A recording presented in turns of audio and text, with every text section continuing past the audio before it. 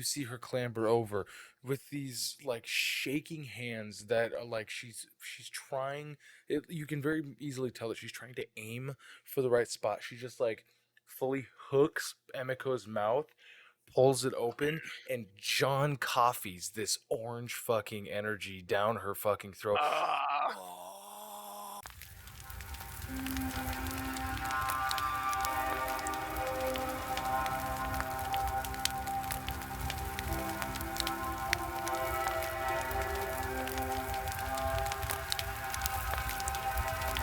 Let's duet. Let's duet. And do what makes us feel good. See, you get it.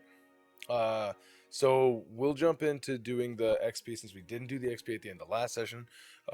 Let's do it tonight, just before the session, because if you guys survive this long rest or this watch, then you will actually get a long rest because enough time has passed. Like I told Kyle, you guys just got done doing all that. Good push, by the way. That was impressive. But since I took like 6 or 8 levels from you guys last week, if you survive tonight, like the rest, then you'll be good and you guys can do whatever leveling happens. But before we do that, let's just say that this is a very burpy night. But pre-session talks, keep in mind, knowledge is power. A big part of this and many campaigns, not just my own, is learning, researching, and fact-finding. Questions are always your best friend, but also realizing that NPCs have their own motivations can be a powerful tool for insight.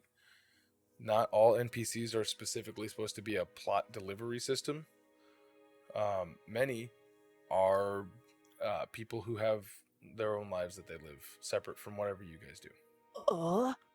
I know. Hence the big like progression thing. Like, you guys remember how Kyle used to do the cutscenes whenever things would progress to show you that things are progressing? So I don't do that, right? Besides on occasion. Things just progress.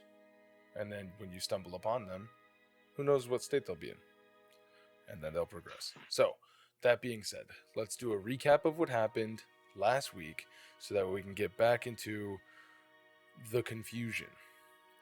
Awakening from their sleep, the group decided to travel, begrudgingly, back towards Gilmore's ruins, where they found a horridly transformed, deformed dragon who was shaking down the settlers. In a move meant to free the villagers, a battle ensued which saw 4 members, Cilia, Calamar, Tomoe, and Wimsy, all losing swaths of their essence, losing levels, battling the Lord Magus Dorthier Night Vein.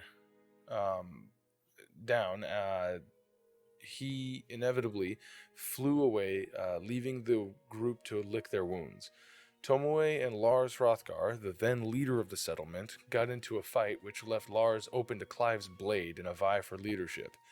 The group was offered a place to stay for the night, but under the understanding that any services further would be paid for, in a black and white transactional way.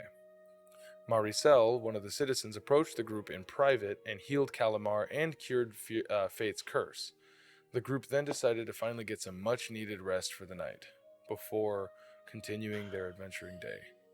So, let's do the goals that we had last week. We'll calculate that, and then when we take a break, if you guys want to add that or whatever, unless you've gained a level or whatever, we can always do that now. If you guys, we can do it after our long rest. We can take a break, level up whatever level ups happen, and then do the thing, right? So, let me bust out the old bussin' calculator for real. And then let's do our not yet. Yeah, we'll deal with that in just now that we've taken care of the XP gained. What we'll do is we'll dive into the changes that we have made. Hold on a second. Dan, what is your XP at? The base should be at 34,000, but and then adding the 4,280, it's like 380 something. So 380 something? You mean 38,000 something? Yeah, 38,000 something. Wait, so okay, hold on. We only need 9,716 more. 3,400 plus 4,280. Yep. 38,280. Yep. Okay. Correct. Shit. All right. We good? Yeah, I'm not gonna add mine till the end. Yep. Okay.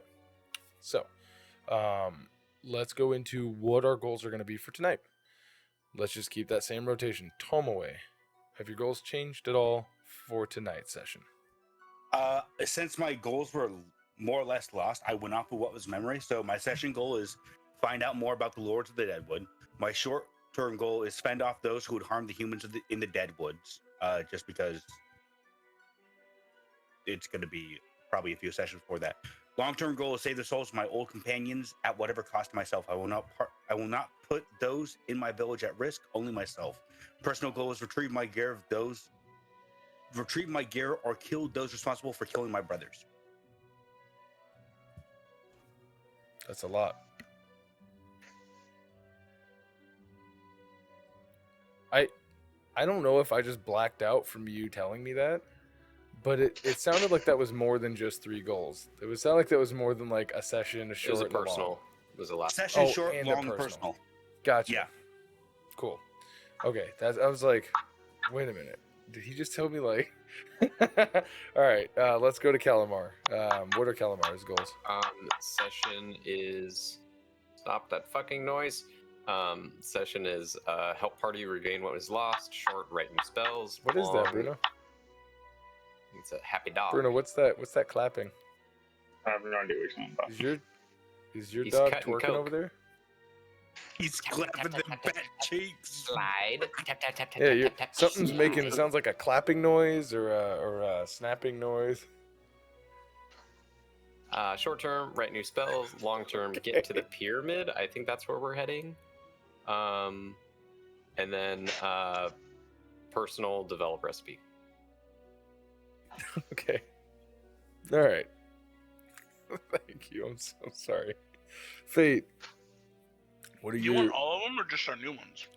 I just want your new ones. I don't want the ones that you've already accomplished. I just want the new ones. The ones I haven't accomplished yet.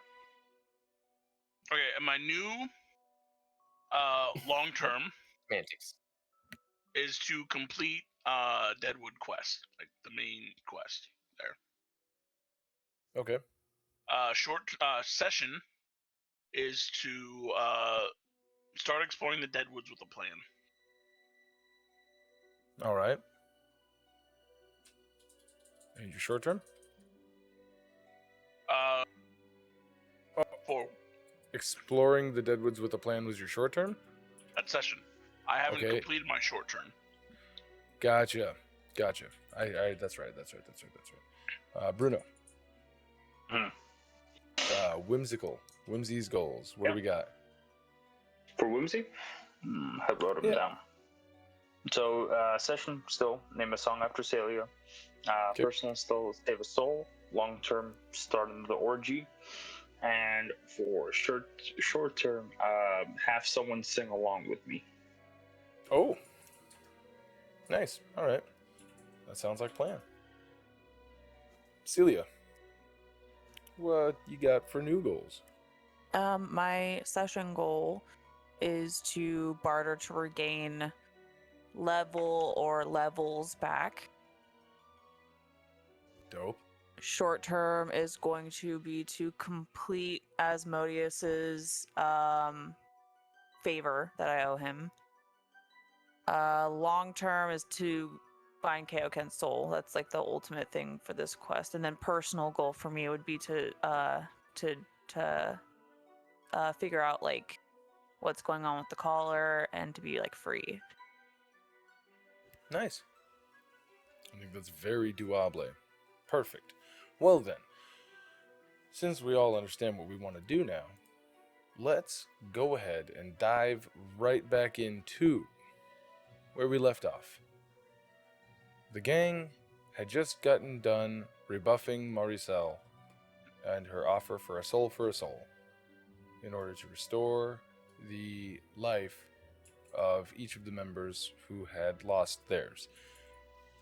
She continued her way back downstairs, where everybody decided to start prepping their time. Now, I believe that we had talked about watches. We were going to do this in 4 watches, and Fayte was going to do 2 of them. But I don't remember who was going to do the other 2. So, was Fayte going to do the last 2 or the first 2? The first 2. All right, and then who was going to take the third one? Emiko will take part of the third one. And who will take the last one? I can do 4th. Dope sizzle, my guy.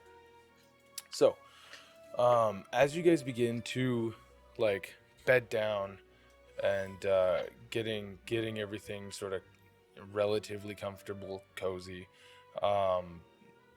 everybody but Fayte starts to drift off to sleep. That is until Tomoe. You guys are sitting around a campfire, right, on the 3rd floor of this tower. Said tower, it the shadows cast are super long, and they climb up the walls.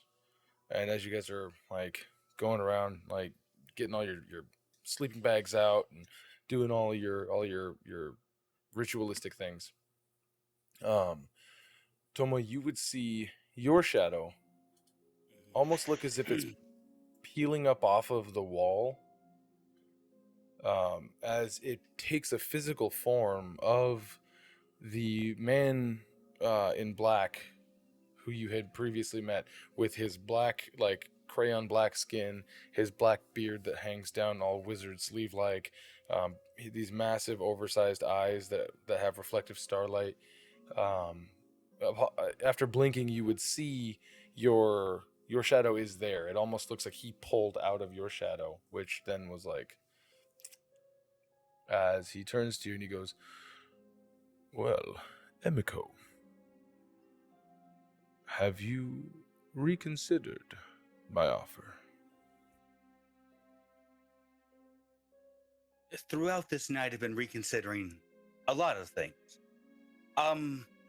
So with the short discussion I had with our mutual, let's call him a friend, even though he's not. You Our mutual engaged acquaintance. with the Lord Magus? He was at the village that we are in right now when we got here, and my party was more than foolish enough to decide that attacking it would be fine. So we did battle with it, grievously wounded it seemed. He ran off in a hurry, so I would say we have shown him what for, you could say. But I tried talking to him, Mayo and told me that you were a tactical genius in his time. I was trying to talk to him because I figured if we No, could that's not what I mean. How do you know the difference between grievously wounded and a tactical retreat? oftentimes they go one and the same. One does not run from the battlefield unless they are wildly outnumbered in strength and numbers, or if one is grievously wounded. You see, I would not abandon. He takes on this sort of like almost grandfatherly like smile to you, and he goes, "He commands an army. Why would he not want to go and retrieve that army?"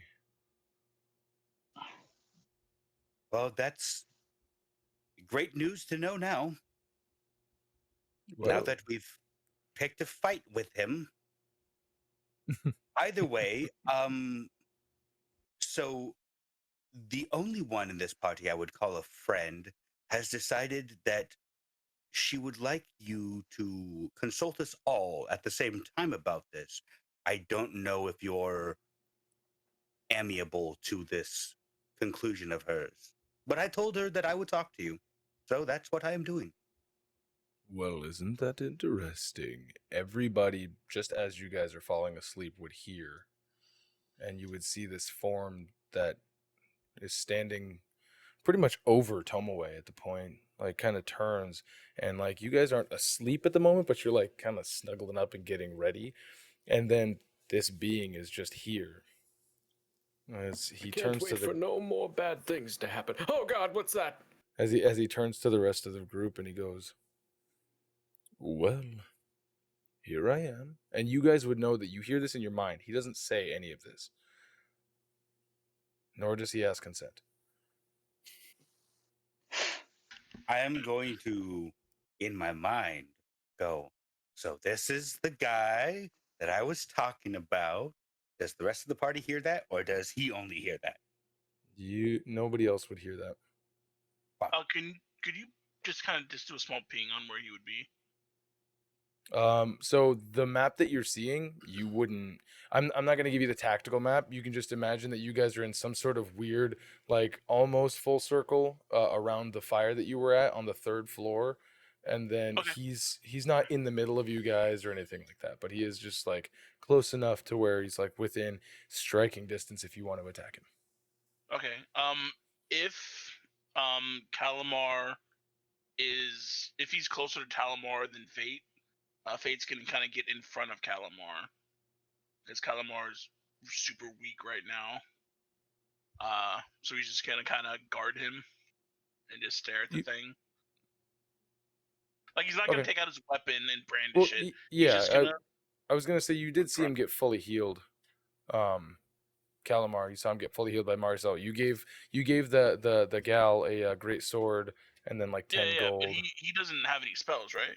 That is correct. Spells back. That's what I meant by weak. I see. I'm useless. Exactly. Yeah, you know. Firebolt. So you'll stand up and step in front of him. Yeah, just slowly. Like okay. I'm not threatening the thing. I'm not threatening big monstrous things that speak in my head.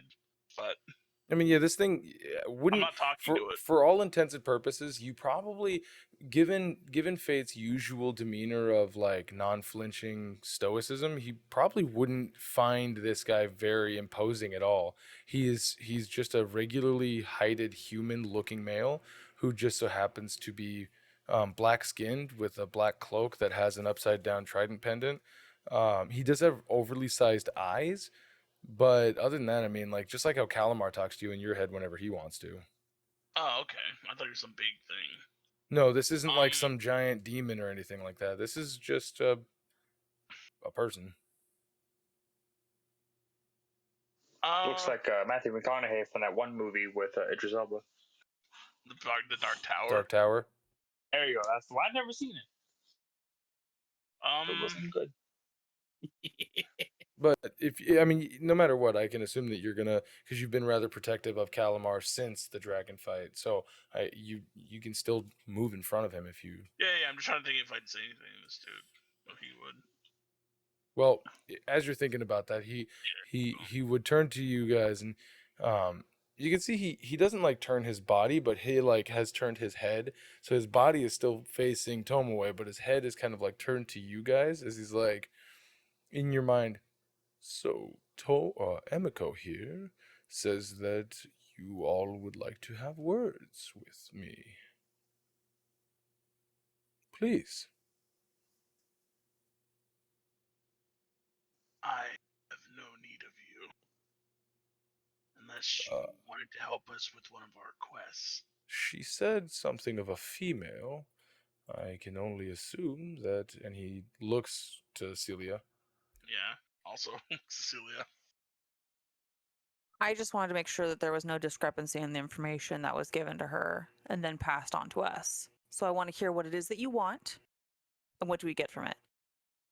Well, this was actually a barter tailored solely for Emiko, but it would be to kill the Lord Magus Dorthir Nightvein and his grasp on the lands. But if you are offering your services, I would kindly pay you.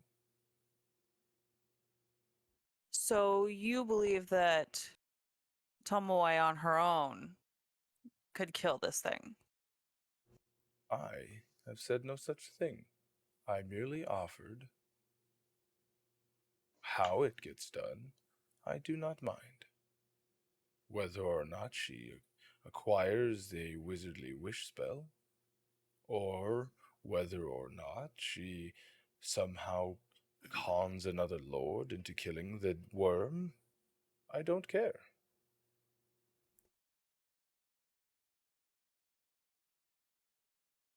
I don't see how this benefits anybody else here except for you. So if it's something that you want me to do, it's going to have to be something that's going to pad me as well. Ma'am, I don't want you to do this. I wasn't making a bargain with you. I simply made it with Emiko here, and she insisted that the rest of the group be in on it. So, here I am, as per your request. Cilia turns to Tomoe. This doesn't sound like it's going to benefit any of us here except for you. And if it's something that I'm going to be doing, it's going to be something that benefits me as well. So whoever you need to talk to do that, I would do so. But as of right now, with how much we've lost, I don't see it feasible that we can do that. Unless by chance encounter, Well, we're not coming out of our Emiko, way. it would seem that your master has told you no. So I shall leave with the information about your dead grandchildren, and you can wonder. I apologize for wasting your time, ma'am, as he turns to Cilia.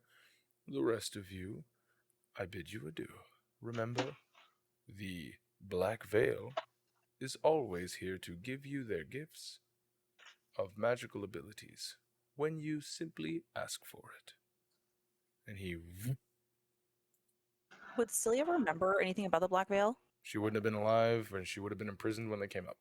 I feel like that she would only hear bits and pieces from Grimtooth complaining, probably. Maybe. But I don't know that he would have done much complaining when he went to go visit old Sally Wormwiggle, because whenever he would show up there, it would really only pertain to you. Okay. Make me a history check. At disadvantage because you were trapped in a bottle and you were the size of a fucking thimble. What's up, Nips? Bruno's tired of looking like Dr. Huxtable, so he's changing. Ooh. That was 7. That's The most that you would have Give me a ever sword heard for a second. is a wah, wah, wah, wah, wah, wah, wah, as you were trying to listen in on some of the conversations. okay. That's fair. Would these people have ever approached Emiko's village, the Black Veil, or no? No, they would not have. Okay. Their whole deal. You guys are isolated. Like Emiko on purpose, had her village isolated up in the mountains to work on the procreation effect that she wanted with all of the other races up there. And so they were very cut off, which is why you ended up sending forward scouts like slowly over the years. Okay. I'm gonna mute you, Bruno. That way I don't have to hear the struggle. My bad. Okay. But that happens. Emiko, you can do what you will. If nothing else comes of it, then that is just a thing that happens before you guys start to bed down for your night. So the rest of you guys begin to fall asleep as Fayte takes first watch.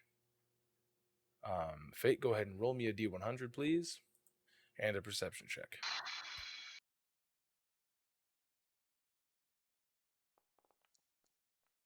I love this table. I like how it makes me feel good. Yeah, you're good. So, there you are, burning. No, so, all right. So you're sitting there chilling, killing. You start to hear like crows cawing off in the distance. Outside, they sound like they're far off. I don't know if you remember, but if you look at the map that you can see, you're looking at the first floor of this 3-tiered defense tower. All 3 floors have a gash out of it, about the same, like on this. Jesus Christ, Is that on where I'm this seeing the light? the light. It's The like light I that you see the have light on. coming out here, That's and I see just the light your coming vision. That's just So yeah. if you That's move just your your vision token, with it'll the move. with the campfire that's right next to it. Yeah, I put a campfire light right next to you guys, so that way you would have some semblance of where the campfire was back at the other map that had the 3 tiers kind of laid out. But because we had talked about the spatial reasoning being difficult to track, I just married it all there. But so if you were to walk around to the other side of this of the stairwell column, you would be able to see out, I believe. So that happens. And you're sitting there chilling. What are you gonna do anything to pass your time, or are you just gonna sit there in silence and just wait? Sit there in silence. All right. Go ahead and roll me another D100 as the first couple of hours passes, and roll me another perception check.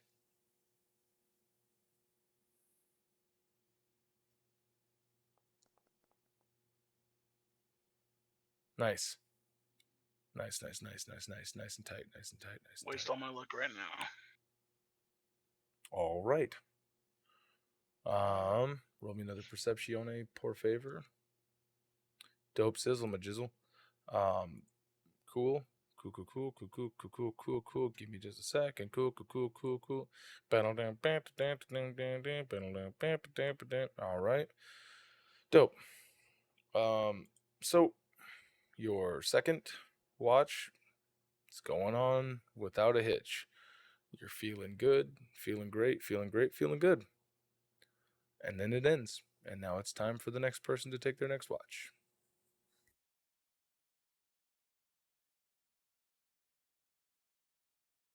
So who's the next person to take the next watch?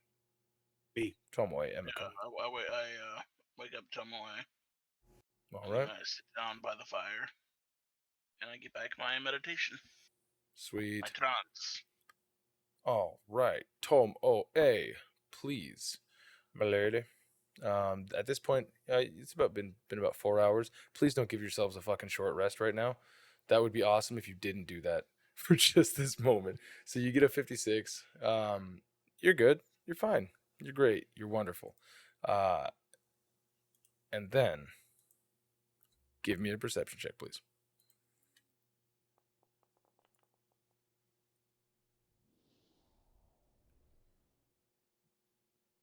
Like,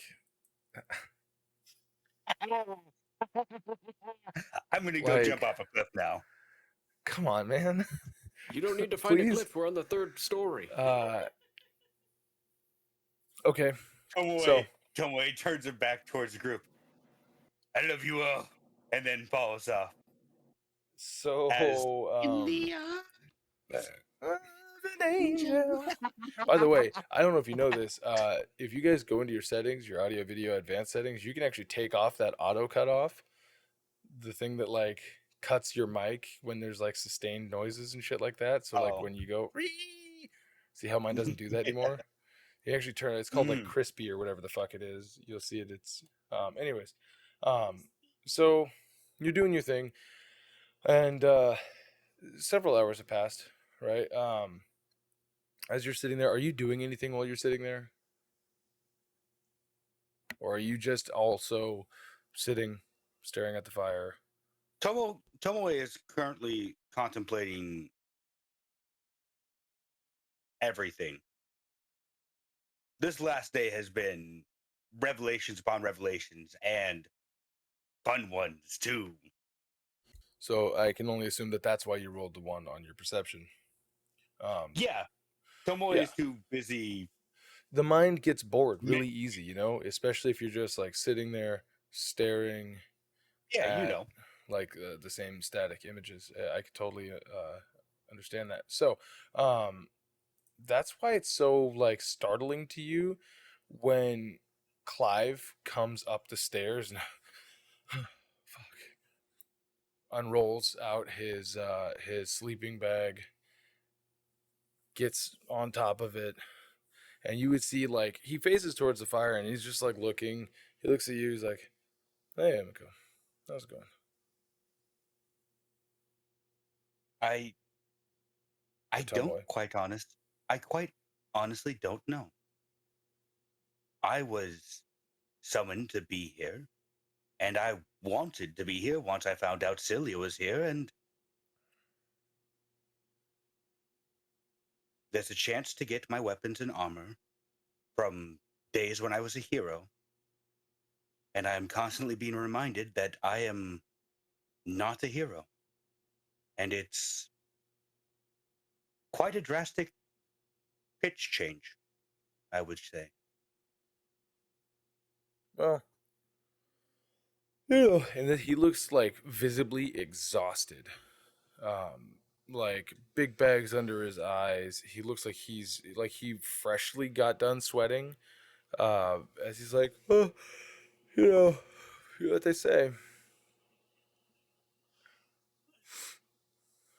So, I mean, like, around here, if I'm being completely honest with you, like, I mean, either you're in it for the money or you're in it for the glory. And the only people that call themselves heroes anymore are the people that want to be famous. Like, nobody does anything for no reason anymore, as you can see with your friends. Yeah. Like, everything is only convenience and transactions. That's all it is. I'm sorry about today. No, you're fine. I ended up finding some more cows. It just took a long time to get them back here.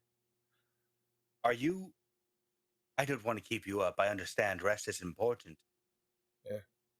Are you sure he'll accept the offer of more cows? No, I'm not sure of anything. I mean, how sure can you be?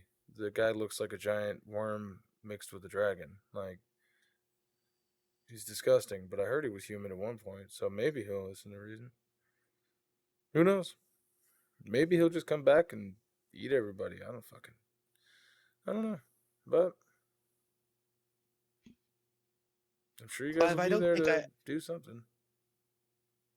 How long have you been in this campsite? I'm close to about 5 decades now. Did you ever see anyone that looked like me enter this camp? By the way, he doesn't look like he's a day past, like his late 20s. Yeah. It's like, electric blue hair, weird tattoo over your eye. Not the tattoo, just sort the of hair. gaudy armor. I mean, there's a lot of people who are like, you know, unique adventurers or whatever. I don't know. Are you talking about like your facial features and whatnot? Primarily the hair was the same, but I mean, he did have a slightly more rounded jawline than I suppose.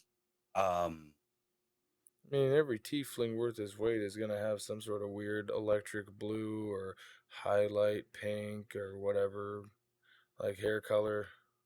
I like saw I'm being one that called out had right this. now. I saw one that had this like fey green hair. He just walked right on through. That was weird, but I mean, you know, for the most part, like, yeah, probably. I don't know. Also, there's people who are pretty more well informed. They tend to purposefully dress in grays, blacks, whites, so that way they don't stand out above the crowd, even if they have to shout out loud. But you know,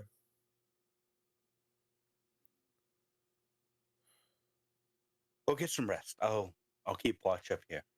I mean, I'm already laying down. I'm just counting sheep before I go to sleep.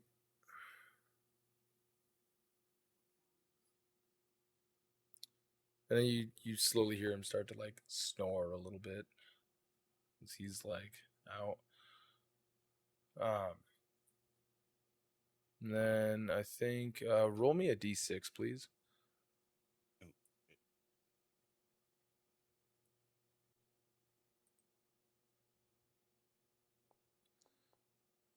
You take 1 point of piercing damage. No, I'm kidding. You don't.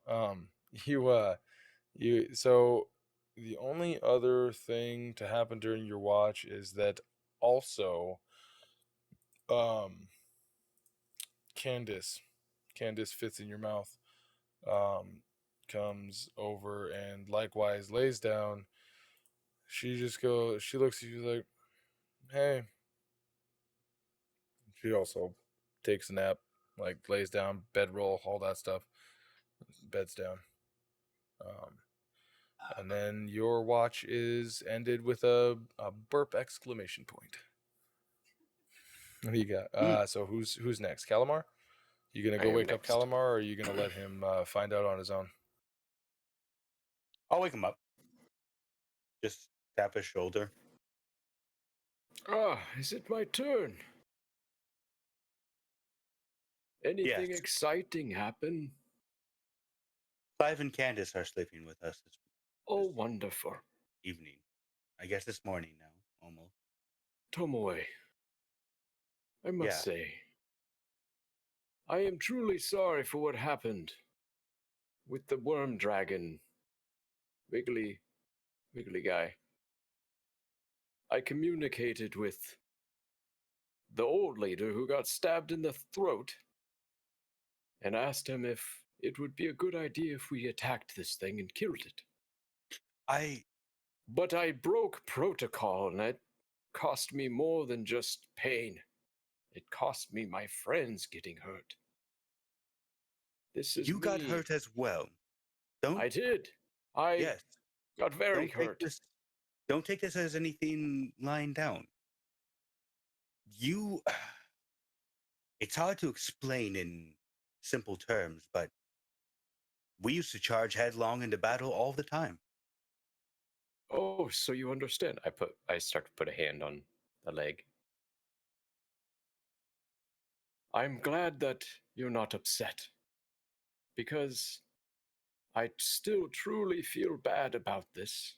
I should have communicated with my party. I'll be honest with you, Tomoe. I have been a lone wolf, you could call it. This is my first time with a party.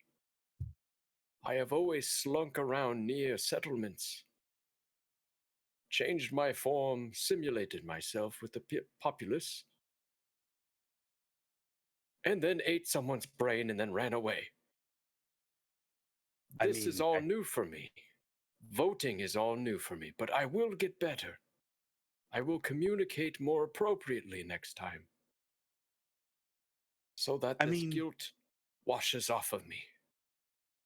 That's the reason we make mistakes, is so we can learn from them. If we don't, then we're nothing. Humanity is just, the fact that you haven't changed back yet, I don't know if you'd be considered human anymore, but humanity's entire goal is to make a mistake and evolve past it. If we don't learn, then we become stale and die out. Very true, and I agree. Well, let's see if we can rid ourselves of this in the morning. Maybe a good night's rest will help. If you put a tentacle in my fucking ear, I would never while do I'm that. sleeping. Please don't put that fucking long of a pause again. I will gut you. You put that fucking tentacle in my ear. I do a little tap on the leg. Only if you want it. But you have my word. I will not do the form of bullying we Illithids do to each other when we are young and weak. Because I have seen what you have got, Tomoe, and you are not weak. I respect you as a companion. Now I'm going to go moisturize myself and then make watch. This air is quite dry. See this little ashy bit near my elbow? It's starting to hurt. So, sleep well. Don't get too close to the fire then. Yes, it dries me out rapidly, but I need its warmth. Okay, bye. So, Emiko, you I'm gonna move up to a Disrobe. window. sure. Um, So, Emiko, you go to bed. Calamar, you begin your watch. So you're gonna go around towards the mhm, window. just near like a sight line and Okay. just like start cupping water and. By the way, cold. Owlin would, unless you didn't want to like tell him to come back to you, he would already be back to you, considering that Okay. you sent him out to follow Clive, and Clive is now with you Right, guys, so he's already right. there. Oh, hello, Howlin. Why So don't go you ahead and rest also, you pathetic bird?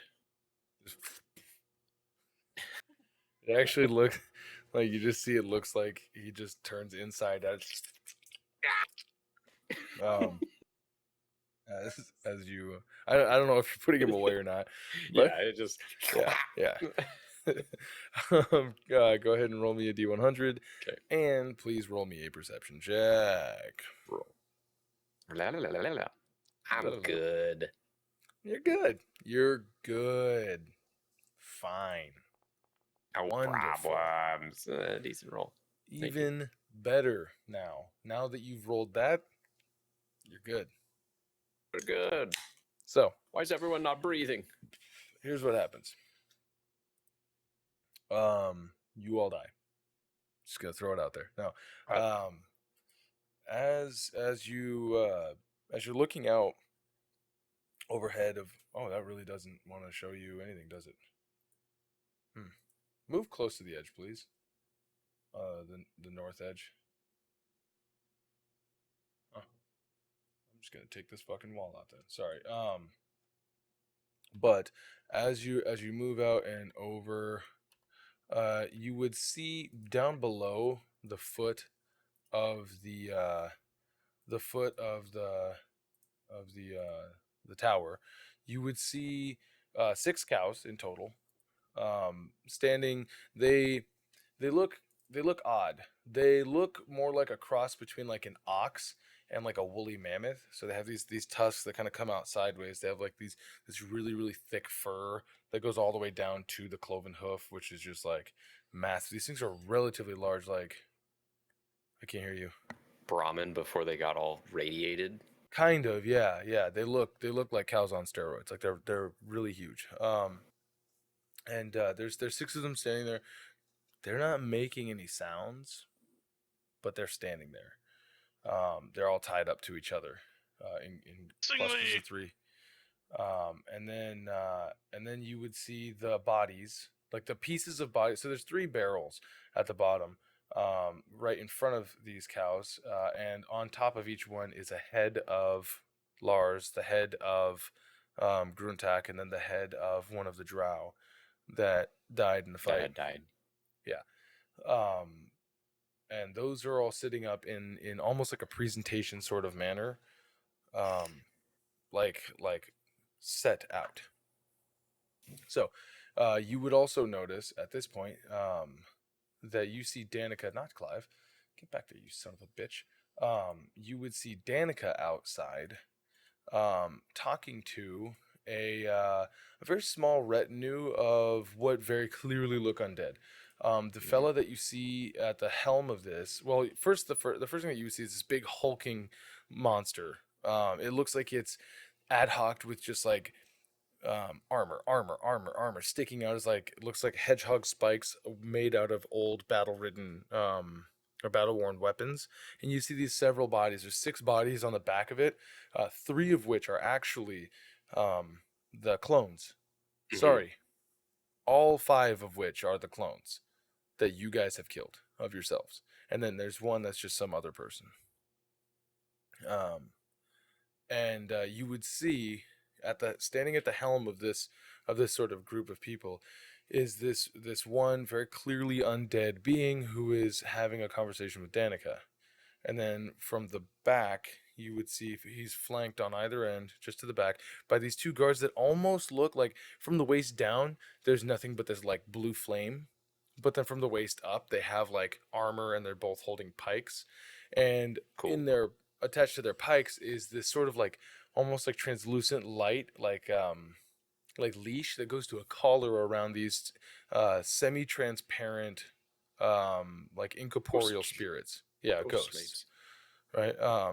As they stand there and you see he's conversing with her and she's like genuflecting like this and that and this and that. Seeing that and then seeing like that it could be a possible threat.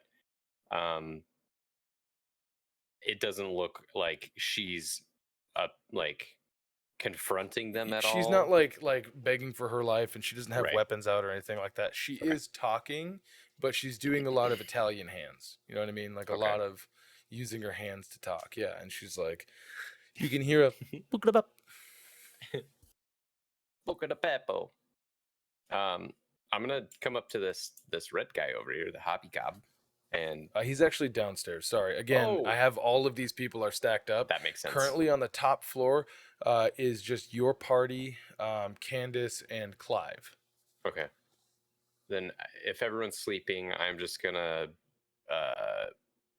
play Overwatch and watch and see what happens, and try not to bother our resting friends until time is needed. Okay. But are you gonna stay out at the front? Yes, like near a window or wherever I would be able to maybe see them. I don't know. Yeah, so there's this big open hole on the north side of it that's been like, it looks like it was blasted away and then they just sort of cleared the rubble. So it's a big open area. Okay, that makes sense with the pikes and stuff. Right. Okay. Yeah, and again, that's the first floor. Sorry. So yours you don't have the battlements because nobody's going to come charging in on 60 feet up. But you do have, there's the remnants of one of the ballista that was up there. There's some like rock wallery that's still like up there. What you would see as you're watching these people is that at some point Danica would look back and you would see she would make a soundless, like almost like a whisper. And you would see a crow come down and land on her arm.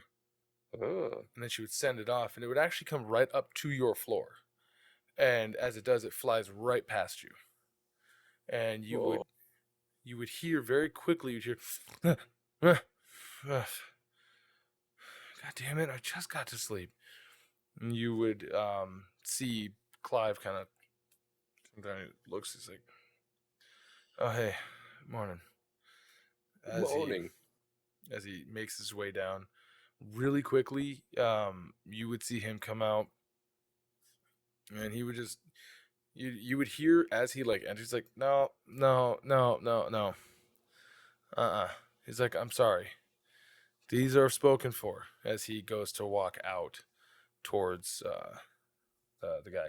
And then as he gets farther away, you would lose the ability to hear him from all the way up there. Fuck, what is going on? If only I could... come back here, you stupid bird. As it like explodes out of like a it almost looks like tripe lining. Just it's like owl with the one eye. Yeah. Unfolds into a bird. One eye. Go down there. Don't bother them, but I will see through you. And then I'll just see if I can get a better angle, like perch up on a tree, listen to what's being said. Have Owlin roll a stealth check for me. Okay. Which you should have advantage on with his. I think so. Maybe not. There was something that I was like, why don't they have this? Because features. They're the slowest moving bird. Slowest moving bird. Yeah, I don't see that. There's flyby, keen sight. That's fine. Okay, just make him roll me a dex. A Dexy boy, sexy boy. Normal. And then, are you able to drag the token out yourself? Let me try. Yeah. I don't think so. No. Okay. So. Yeah. Oh no, I don't want that. I don't want that at all. Yep. There, he's tiny, but he's right. Oh, he's so tiny. Yeah. Okay. So select and then select target. Dope. Oh wait. Who is freaking out? Is that you, Amanda? Jesus. All I saw was her little. I can't move him. Oh yeah, I can. I just wasn't moving him far. Just perched up on a tree. Cool. Apparently, he fucking like hits a branch and then falls and maybe lands on a No, lower branch. actually, so he lands. He's just not like quiet up. Like he doesn't Mhm. like land far away and then like walk or anything. He just and like you see the land, like the branch catches him and like kind of sways. Yeah, the tree's But super noisy. They don't seem to really. If they do notice him, they're not like and like shooting arrows or anything like that. But they definitely like they're like all right, whatever. And then they would continue. And you're gonna look through his Yes. things. So what you would hear um but my liege, Lord Sindlebrine is requesting his due for the dead companion's physical form. And then you would see Clive would be like, sorry, knight, the bodies are spoken for by Lord Magus Dorthier. They were insurgents, and I know you have your purview, but these out of game, I'm trying to think of the word for when they committed a crime against him. It was like treason. Are you looking for criminal scum? Yeah, they were criminal scum. We said halt. You have violated the law. Grenades. No, but so he was like they were insurgents. They were dispatched, and he is owed his due. To do with their bodies what he wishes. He's trouble in paradise. Well, would a change of management be wished? And you would see Clive kind of like looking like,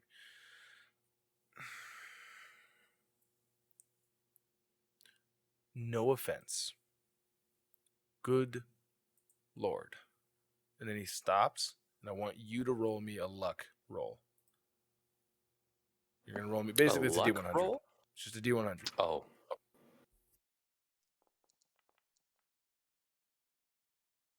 $80. He's like, look, no offense. We appreciate the offer from Lord Sindlebrine to take us under his charge.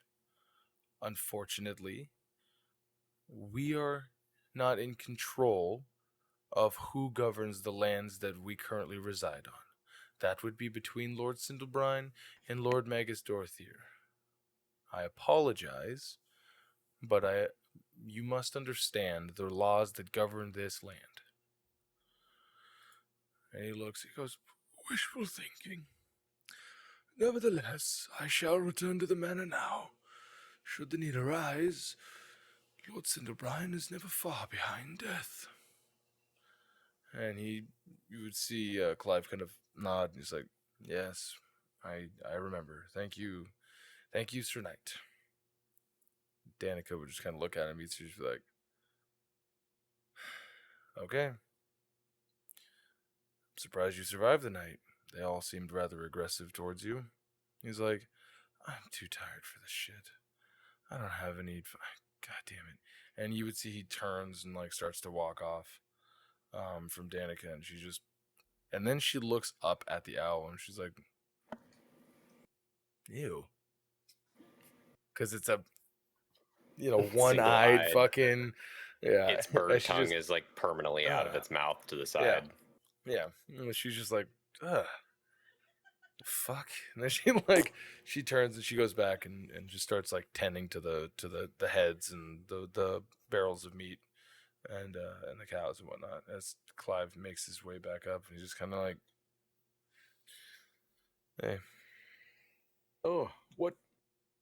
Who was that? Oh yeah, if you guys are gonna be running around here, well, that is Sir Cain Abel.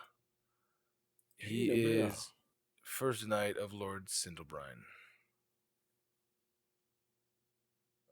He is also his what's that word? Is it like repository? I can't. He goes and fetches the dead bodies. Kind of keeps the lands clean, if you will. Sindelbrine uses the dead for his own machinations because there's nothing that you would use on your dead body that he couldn't also use. It's not like you're going to care once you're dead anyways, right? True. Well, thank you. You should get some rest. Yeah, I've been up for way too long. As he turns, heads back over, crashes out. And then that's the end of your watch, as everybody would just sort of like naturally, like your body wakes up when it wakes up. You know what I mean? You guys would all kind of like come to right around the same time. You have completed a long rest, so let's take a break from the thing, level up whatever needs to be leveled up. If those of you who have leveled up need to level up, we'll do the thing and make a pee break if you guys need to or whatever. And we find It ourselves. was me, Austin. It was me the whole time. All right, so we find ourselves back where we found ourselves. It is the next morning-ish area time. I don't know. It's you guys got a long rest. Who knows what time it is? I know what time it is. And if you're paying attention, you could too. So, you guys awaken, and Calamar, I believe you're already awake, but let's go down the list. Cilia, what are you doing when you wake up?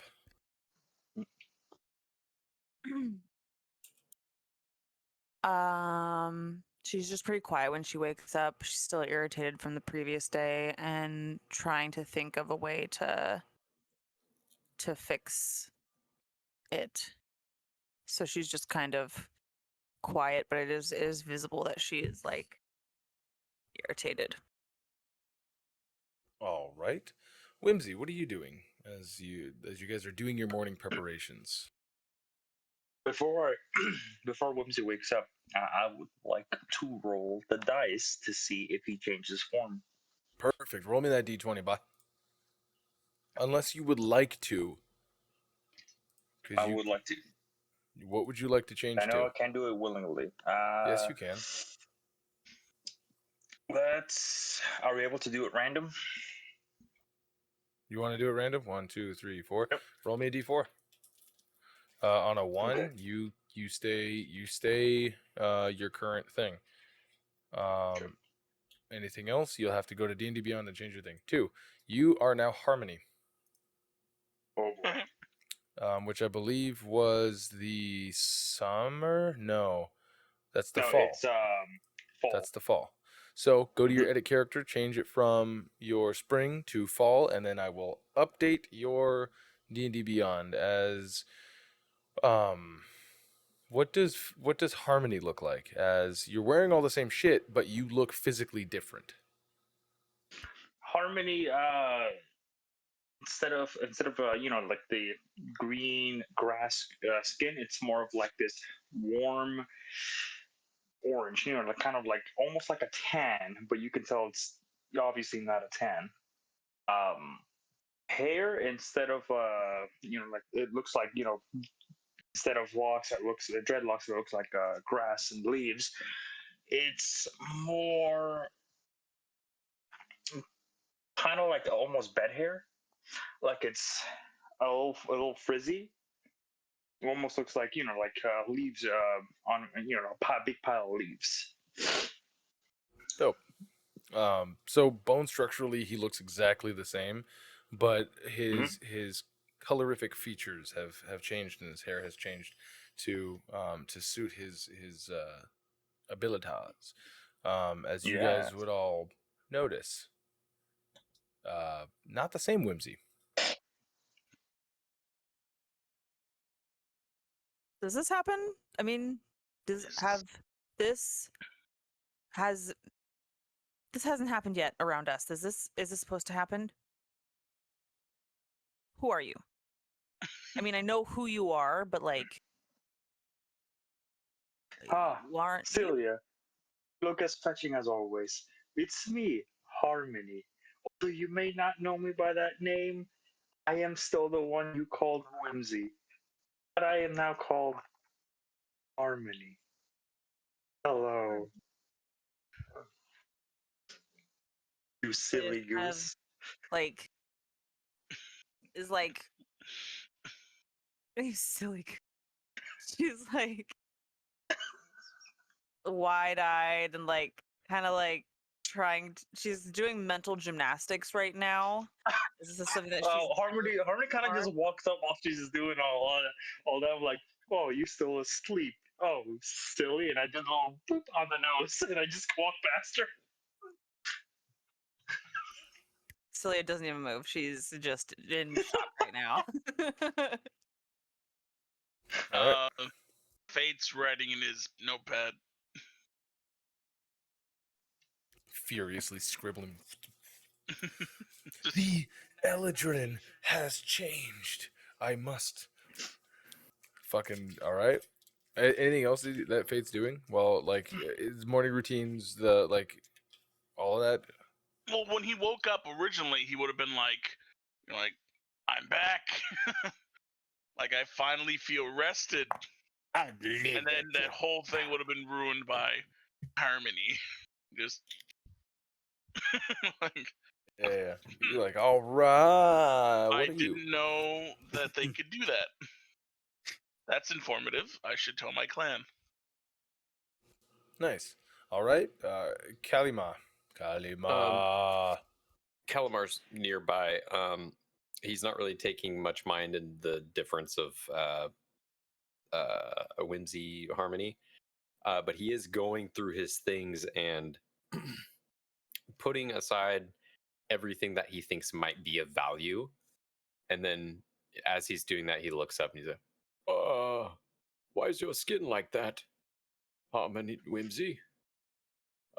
Is it something that you ate? Calamar, you silly goose. This is what we all do. I am whenever not a we rest goose. peaceful. Oh, it's just a figure of speech, you silly goose. Oh. It's an endearing term. I thought you were calling me a goose. Gooses eat their own course poop not. and they poop in the water. You are I do not do much that. too masculine to be a silly I goose. do for not do real. that. Chicken Little was a coward, and I am not a coward. Fayte whispers to Cilia, would you say this is a entirely different persona as well? Oh yeah. Well, I would assume so. I mean, never really met them. We've never really. It's not like we have a grand council of us that we simply talk to. But I would assume. Wait, in your mind palace, you talk to yourself? Well, Is that no, what you're saying? you silly goose. That would be very, Damn, very that would handy, be amazing. And your hearing Would seems to be be amazing. superb.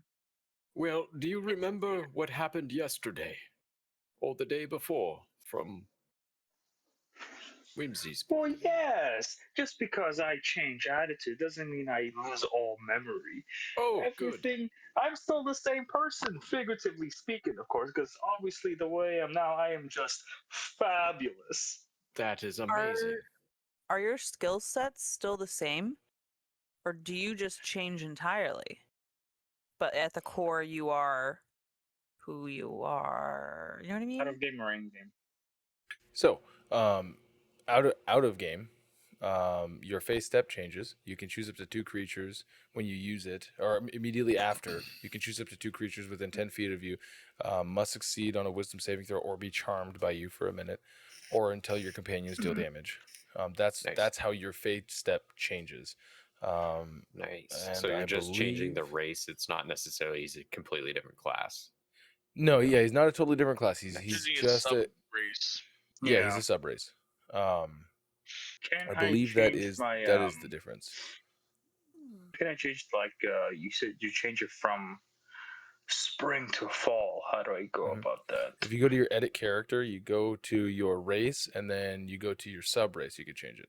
It's interesting that they don't like in D&D Beyond. That should be a drop down menu specifically for Eldrin, because it's at the end of every trance. You can do that whenever you can willingly in change it. in Foundry, And what you I can- know, you said edit character. Huh? And you In can change two Foundry, you said go to proficiencies. edit character, No, right? no, not Foundry. In D&D Beyond. And then we'll have to Okay, update edit that whole character. thing again. Yeah. And then go Yeah. to your race, Eldrin, fucking, instead of spring, you just click on autumn.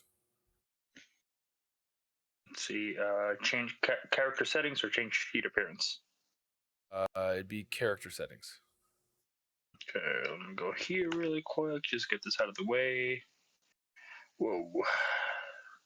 And then go to race, up at the very top of everything where it's like race, class, yada, yada, yada. You go over to race, click on that, and No, then... that's not it.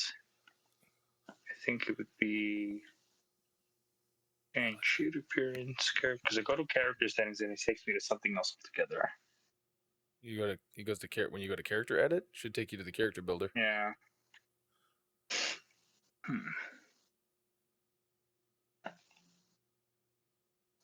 What if?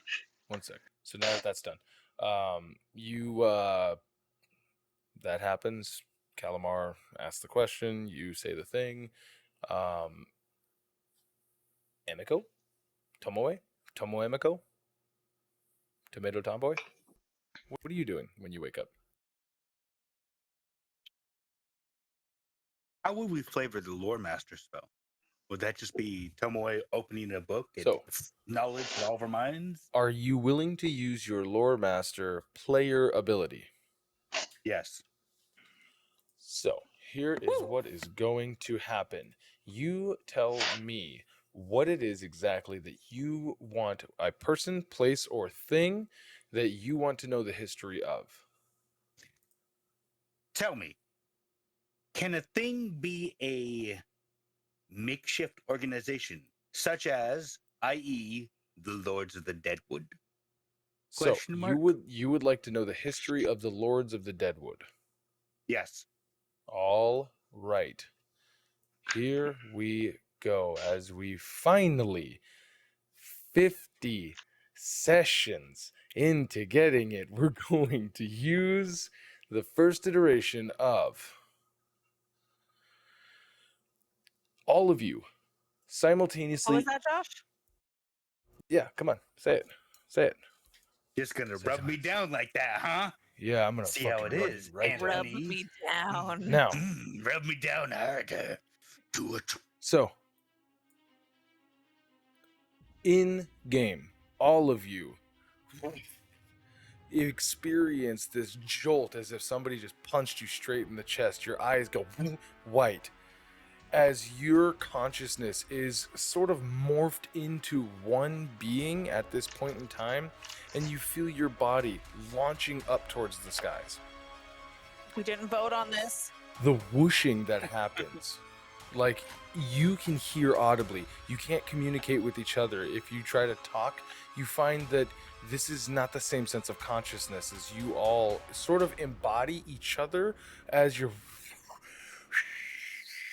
and you find yourself over the Deadwoods, but not the Deadwoods as they are, the Deadwoods as they were. This is pre-Shadowfell expansion Deadwoods, and you know that inherently in your mind's eyes, as you would see this one pocket off in the top northwest corner of the Deadwoods.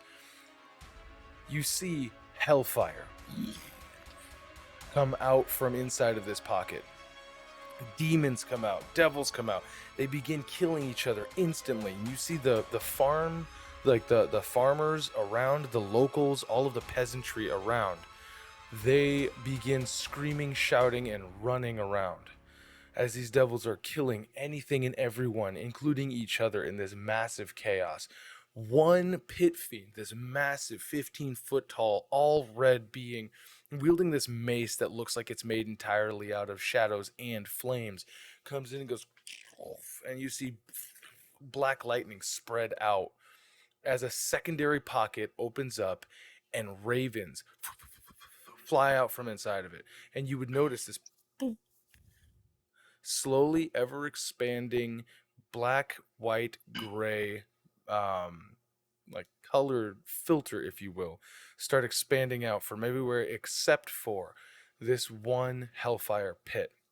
Now, you inherently know 1 day, 2 days, 3 days, calendar flip, calendar flip, calendar flip, as months go by, and you would see this expansion. And as it encroaches upon each of these individual lords, you would see a devil, a specific devil for each one.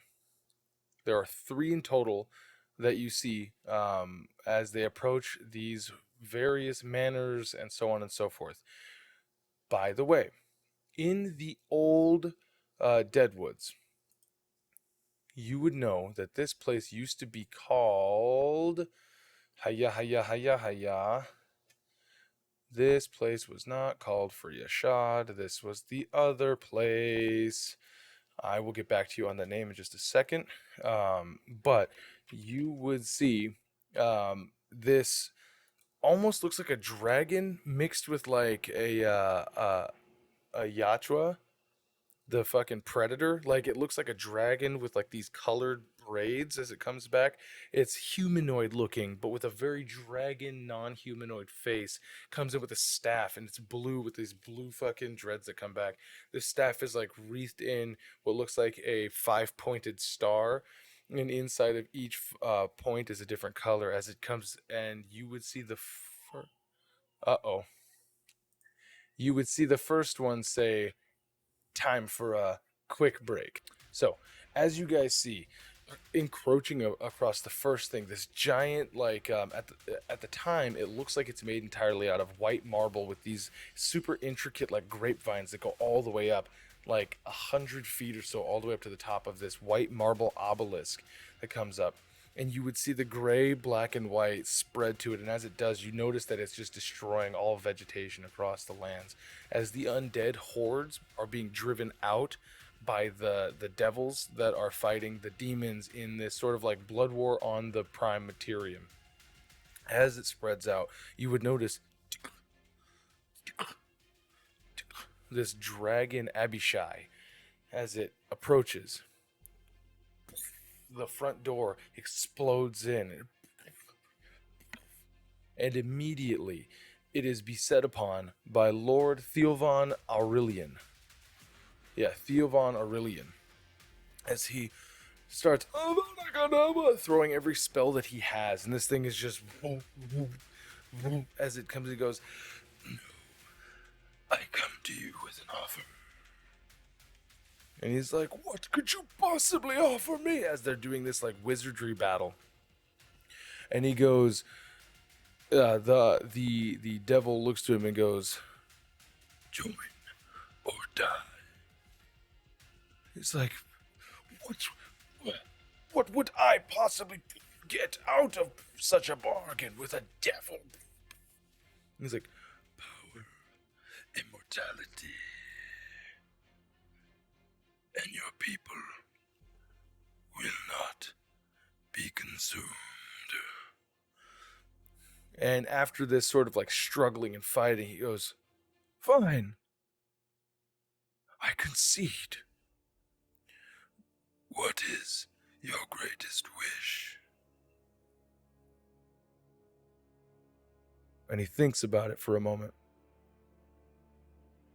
"I wish to be the pinnacle of all magical prowess, so that I might beat back this fiendish incursion when the time is right."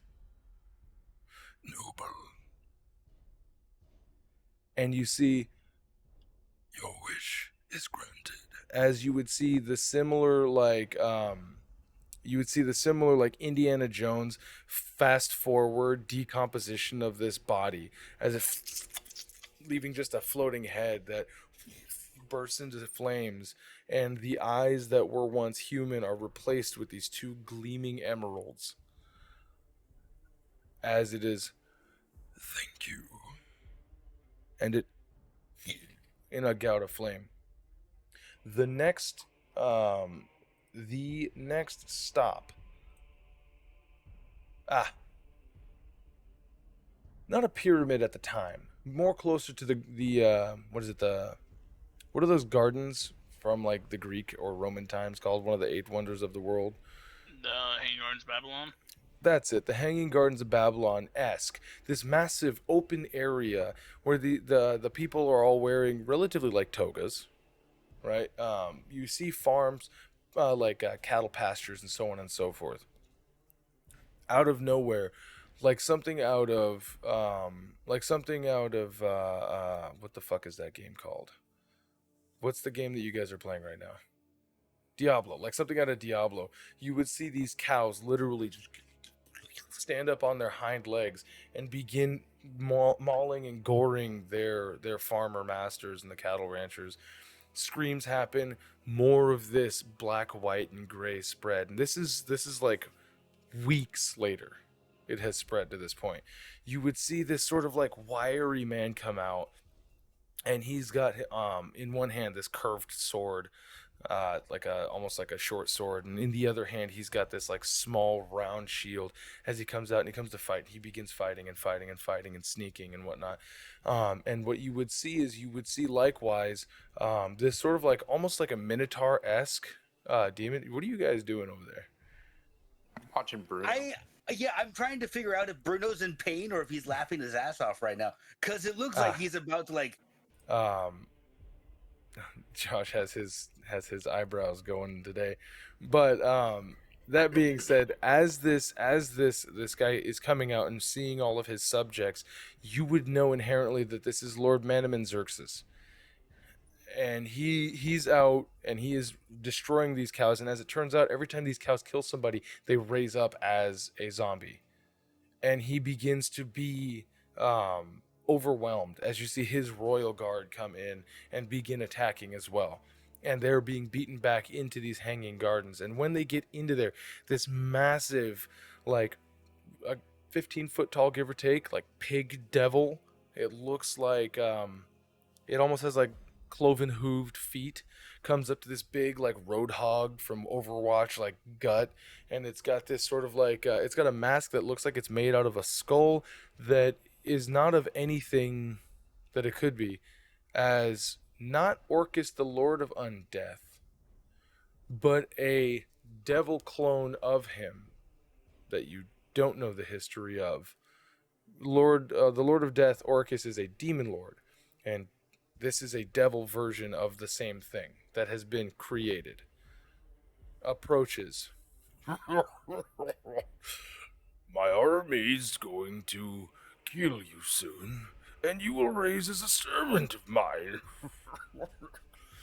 As he looks back and he's like, fiend. I knew this was coming for a long time. Well.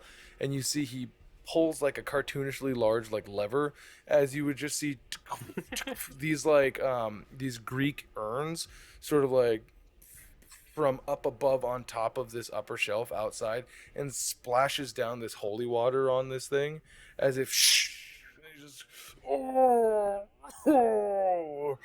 I haven't had a bath yet. And he just looks like, what? And you would see within an instant he just, you want to mute your mic, Kyle?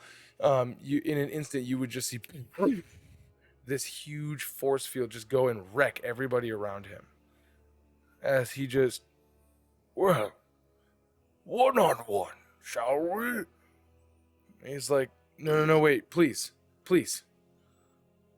You value your life. Perfect. I come actually with a bargain in mind. And Lord, what'd you say, Josh? Thinking to myself, don't worry. Oh, okay. Gotcha. You would see Lord Manaman Xixis go, what does this offer? Well, I grant you one wish. And you only have to ferry 1,000 bodies. I'll take it. As Lord Manaman Xixis takes this deal and he goes, what is your wish? And he looks and he goes, I wish to control the lands around, so as to defend my home and my people from your kind. Deal. As you would see, he snaps and the sand and silt that is around these hanging gardens would go and consume his body, and you would hear these horrid screams as he's almost sandblasted away, as you would see his skin peel back. He would become desiccated completely and then lashed out almost as if sentient whips. These wraps would wrap around him as you would see he becomes mummified to the point where there's these two glowing points and a crown that rests on top of his head, and he goes, "Now you will understand. Forever. You are home." Next, you see but a lowly gravekeeper, Lord Irving Tenenbaum. He stands at the precipice of a sepulchre. It has a royal sigil on the back, which is his home sigil. In this place, nothing seems to be the different.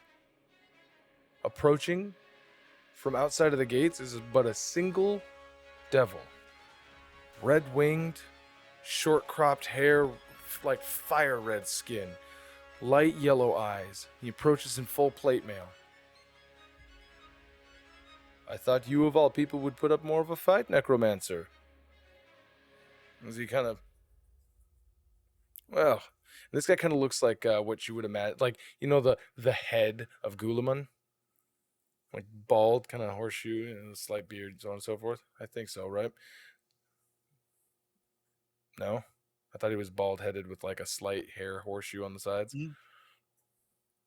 I could be coming up with that off the top of my head, but regardless, that's what you would see. Is you would see like a horseshoe bald with like this sort of goatee, this sort of older gentleman, not scrawny, but not like overbound Kaioken muscle build, right? As he's like, "You could find out if you wish. Why do you travel to my place? Nobody comes to my place."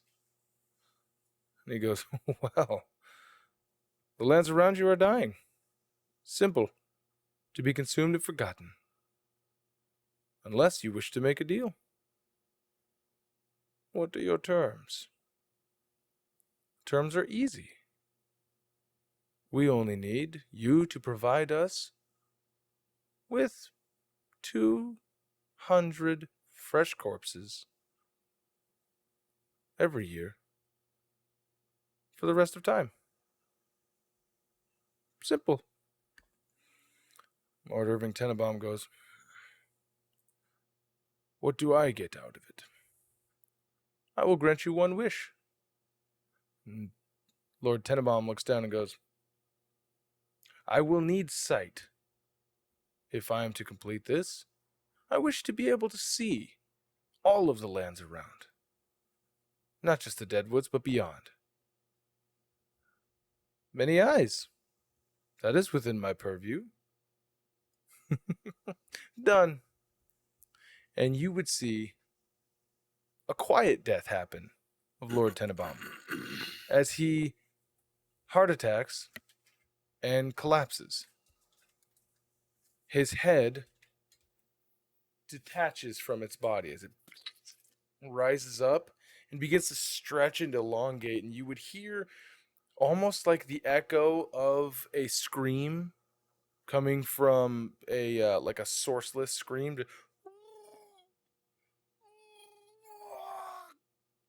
as you would see this skull kind of elongate, this big bottom square jaw, and the eye socket would fuse into one, and then boop, boop, boop, boop, boop, boop, boop, boop, boop, boop, these tiny little points of light all around as he becomes a floating head with about a dozen or so light pupils around, and each of those go out and away. "Welcome. I hope you find your deal agreeable. So, would you like for me to give you the cinematic continuing, or would you like for me to give you the cliff notes? Because it looks like there might be some falling asleep, just a little bit." Dealer's choice, baby. I'm I'm trying enjoying to it, keep but if going. I'm I got the honest, perfect sound music going with you, and it's beautiful. All right, cool. I'm good. So, then in that case, hiya, we are going to find ourselves Ah, yes, of course. You find this complex in the middle of this is number 4. I'm literally going 1, 2, 3, and then now I'm at number 4. You find a complex in the midland of this. This is at the lowest point in this valley that is created. It's basically marsh wetlands. But here they're able to grow cranberries. They have fruit. There's bogs abound. And you would see workers. This is several weeks beyond that, several months beyond that, in fact, beyond where the last 3 have become consumed in this almost like horseshoe style as it rears out and begins to consume the rest. You would see the cranberry bog, the You guys hear me? grandest cranberry. Yes. The grandest cranberry bog. You would see these vines of cranberry that kind of creep across the top of this like long, shallow, well, not really shallow, but like waist high water for the bog. You would see the workers in there that are harvesting begin to get sucked under. And you're seeing this across acres, so dozens and dozens and dozens of these people just as panic alerts. A man comes out, he's like, "What is going on here?" And what you would see is this geyser of the bodies come out as this sort of like colossal titan that is entirely made out of the corpses of these people that were just killed. It creates the pattern of a face from far away, like the sum of all parts being a face that is in the center chest of this like massive hulking titan as it just and you would see subtitles that would say like "We have come, you cannot stop us."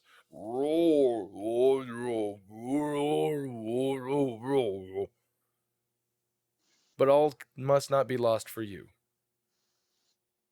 For a bargain. And you would see hacha hacha turning back very Sosa from like Scarface, like linens, suave backed hair, big ass like kind of like cigar in this guy's outfit. He would turn, he would like, "Well, what is this deal?"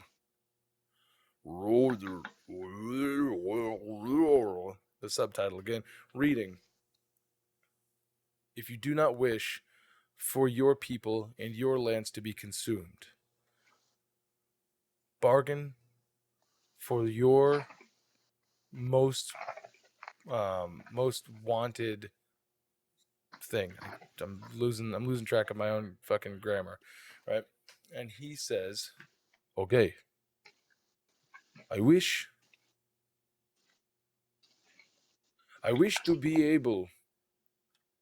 Hold on, I'm just gonna mute you here, Bruno. Oh, yeah, I could. No, you're good. I could just hear like everything. He goes, "I wish to be able to stay awake and aware at all hours, so that I can always be vigilant for your kind."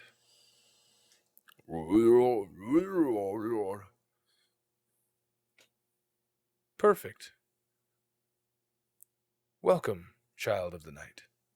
As you would see the sun eclipse into a blood red moon, painting the entire sky red instantly. And you would see this swarm of bats as it comes over and exsanguinates this man. 10 days later, Lord de Marquis Renfair rises again as a vampire lord. Next up, we go to a place. Hold on. Yeah, all right. So, this was a sad tale already. This is the story of the lords Wendell, Grendel, and Bendel Wigglebottom. These were 3 noble-born, triple conjoined twins. They were born out of questionable circumstances. Some people had already said that there was a deal already struck with their mother. Well, in a murderous rage, all three of them killed their family. And they survive in a place that is currently called Creation's Anathema. That's number 5. It's sort of like, you know the treehouse place down in Oregon that you can go and you can like stay there?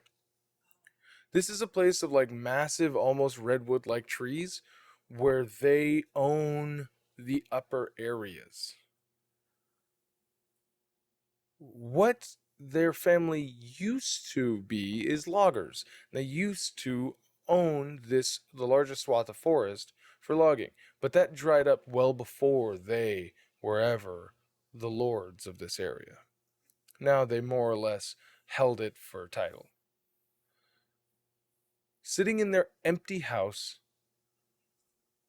the three of them arguing over who would get the last scraps of meat, as they were all simultaneously starving to death.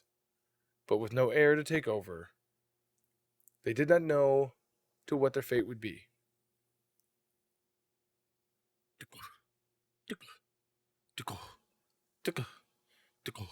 As you see approaching, this devil looks almost like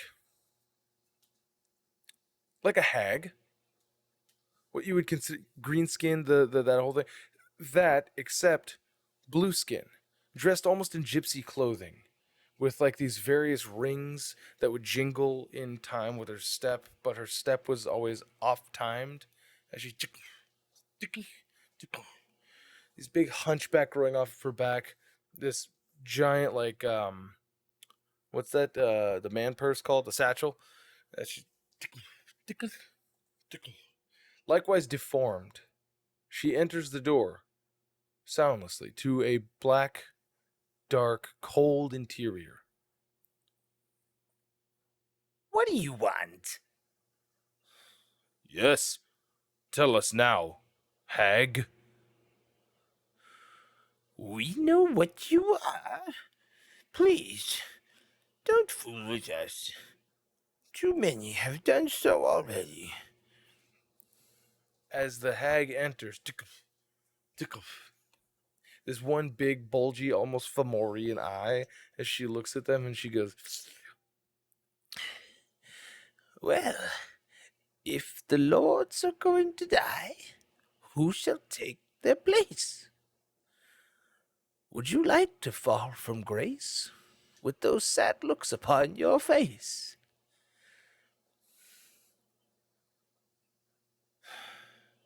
No, one of the voices yells out. We would not like that very much at all. This is our birthright. I see. A bargain, then, is what you wish. Perhaps your name and title for but a single fish. And at the mention of the fish,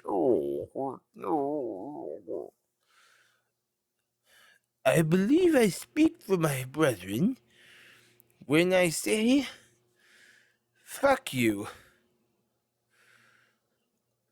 But stave death for us, and we will be indebted. that is perfect for the Lord of Lies.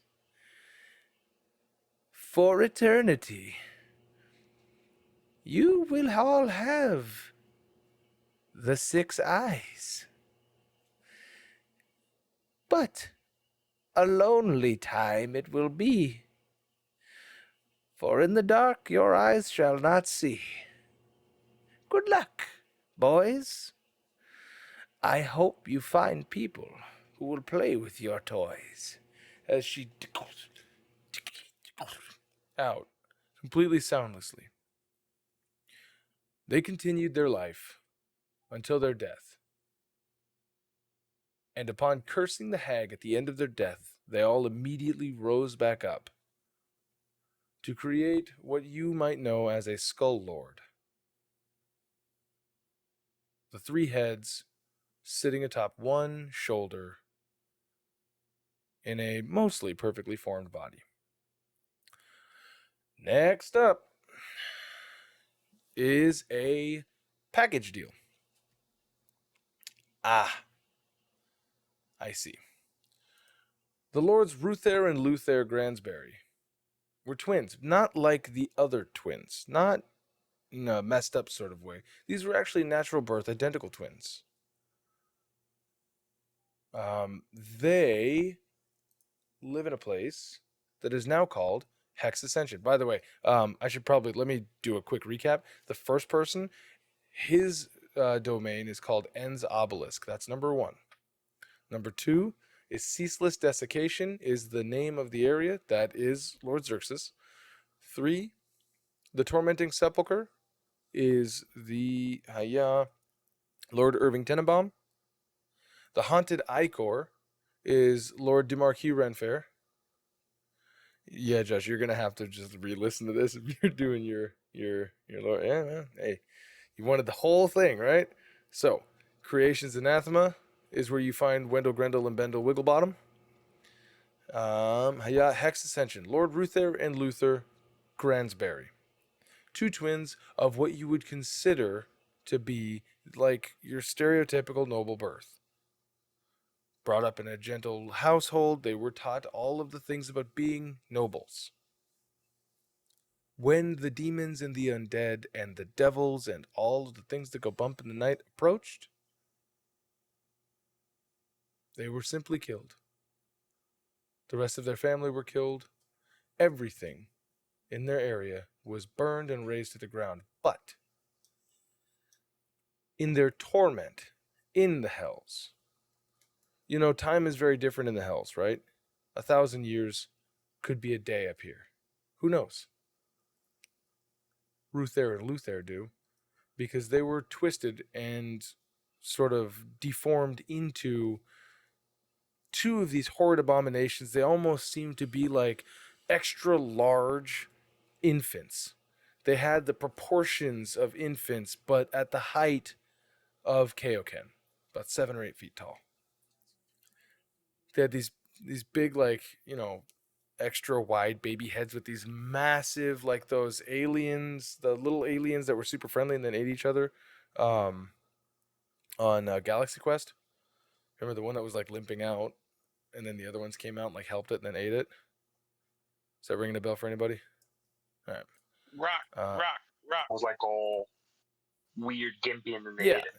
Yeah, exactly. So their heads kind of look like that, and you would notice that by the end of when we catch up to them, they have their rib cages and their abdomens down in hell have been broken and split apart for so long that they don't grow back. So their entrails are constantly hanging out.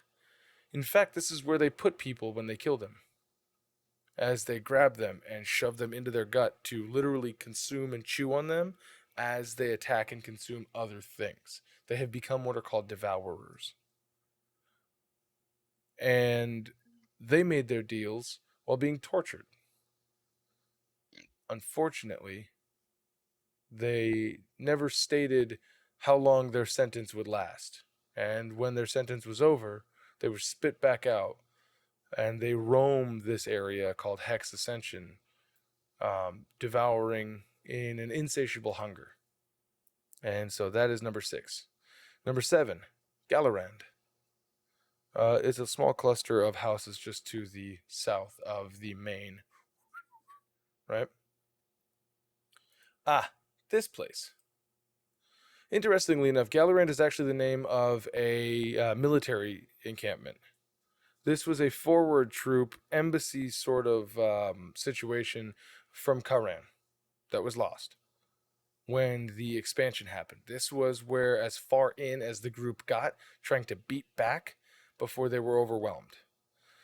So Galorand is where you would see a whole lot of military encampment, like tents. Think of like when you think of like Iraq and whatnot, how we used to have like the barrack tents, all of those things that would set up every which way.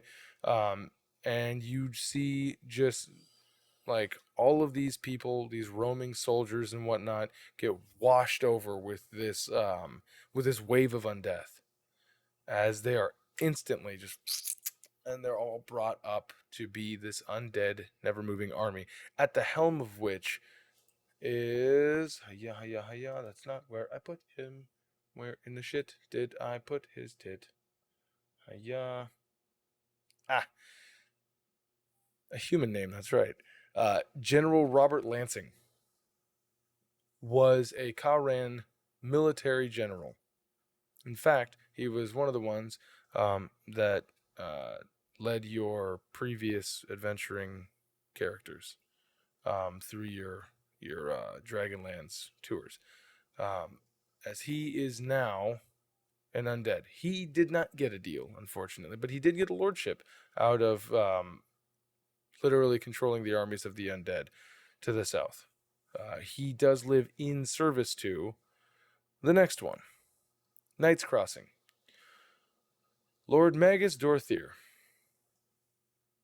A fat fop of a man. He's like that, yes, right? Forever.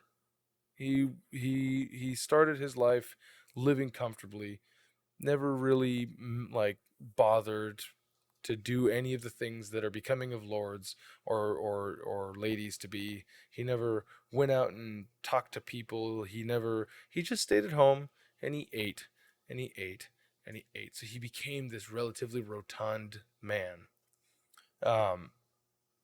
Well, that was all fine until he met a specific succubus. A succubus that was incredibly powerful for what a succubus can be. His court wizard advised him not to deal with the succubus, as the succubus had a direct tie to, at the time, was one of the powerful lords. The wizard's name... Hiya, give me just a second here. The wizard's name, which is somewhat importante. Right. Where did I put you, you dirty summon a bish? Grand Wizard, that sounds bad. Grand Wizard Migramach. And the succubus Urellen. She made the deal with the Lord. Because she seduced him, then whispered in his ear for nights and nights and nights about the incoming impending doom. And when he looked outside, finally, after so many years of being literally trapped, not trapped, but locked away from the night sky, the daytime, he looks out and sees this desiccated land encroaching, and the armies of the undead, the armies that he at one point in time actually technically controlled, were marching directly to his castle walls. She told him to make a deal, and he did. And at that point, he turned into a literal worm, a little tiny earthworm. And over the years, he grew and grew and grew and grew until he became a worm, W-Y-R-M. And from that point, he grew into what you know now. Who knows whatever happened to Urellen and Migramach, but they got away. So, hiya. That's Knight's Crossing. Pain. Pain is the city of the Shadarkai. When the undead cut loose, the devils and the demons chased them out of the Shadowfell Prime. The Shadarkai are the ones that came out. They were chased from their homes. They created a town. That town was destroyed almost entirely by one person. Simply one being. Lord Commander Sanguius Neverfell. Lord Commander Sanguius Neverfell was once a human man. A human man that was swallowed up by the Shadowfell. And he lived in the Shadowfell under the cover of stealthiness and sneakiness for so long that the shadows overtook him. On his death, he became A 20-foot tall being entirely made out of shadow with the power to sap the strength from anybody that he so chose. He can change into and out of this form. Most of the time, he depicts a relatively tired-looking, middle-aged lord commander in the parade armor of a paladin.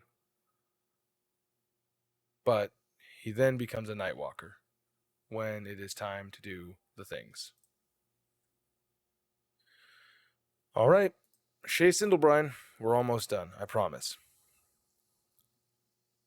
Shay Sindlebrine is what you would call a jilted lover. You guys know his story, in part, from the story of Septus Zanderville IV. His wife was stolen from him by a particularly frisky bard, and that angered him. His deal that was made was actually made for one of vengeance. And in that vengeance, he said that he would give any part of his body to have the one who took his other part of his soul, his wife. And the demon, or the devil, rather, that agreed to that bargain turned him into a bone claw for his troubles. So anybody that he touches, their skin would be flayed, and in an attempt to repair the damages done to his heart in a very physical way. The Black Skulls tribe is not one of them, and Gilmore's Ruins, that makes all 10 of the lords. So the Deadwoods in total. The Deadwoods were a byproduct of a devil that was granted the ability to open a hole from hell out. And that devil decided to make things slightly worse, and under the cover of the undead, allow the devils a foothold on the prime material realm in order to be able to expand and make bargains with every living human or otherwise mortal race on the planet. This is just so happens to be where they stay at the most of the time. There was a big incursion when Quran tried to battle back. They got far enough, but after taking a majority loss of their army, they fell back and used their most powerful wizards to create a ring around the Deadwoods, in which the fog could creep no more because it was being combated by other fog. So, the entire history of all of the Deadwoods,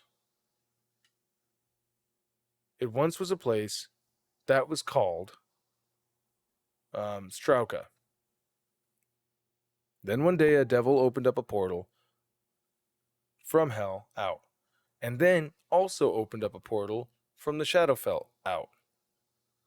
The people inside knew what was happening. Some people left, most people didn't, as travel was already difficult enough on the outside world.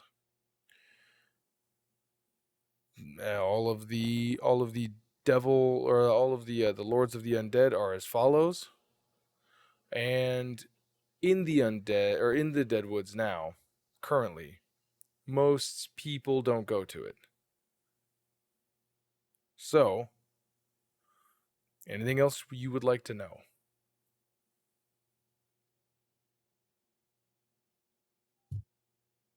Is there the way to become a lord of the Deadwoods, other than making a deal with the devils? No. Because the lords that were there were already lords beforehand, and then they made deals with the devils, and they have since kept their lordship.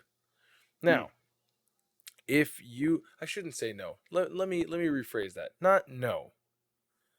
But you would, like all nobility, have to be recognized by the peasantry as a lord after, I guess, kind of upheaving the people that were currently there. That's pretty much how it works most of the time, I believe. Anything else you would like to know? Where does the fog come from? The fog is actually from the Shadowfell itself. The fog itself is what you would consider the closest thing to an actual physical manifestation of all of the negative emotions and feelings of all of the living beings in all of every plane. Because the Shadowfell itself is actually, it used to be called the negative energy plane, but now it has maintained that is where all of the bad things happen and come from. Like anything that, when you're sad on a day that you're sad, when you're bored on a day that you're bored, anything that is a negative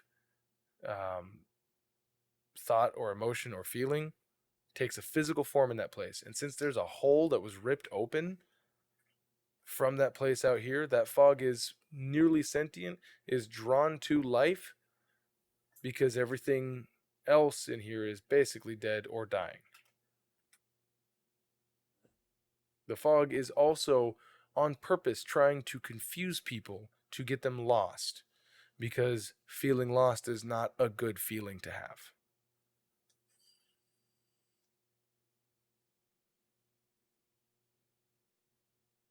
That's why it's best to avoid the fog. What else would you like to know? Is there any way to destroy the portals? Of course.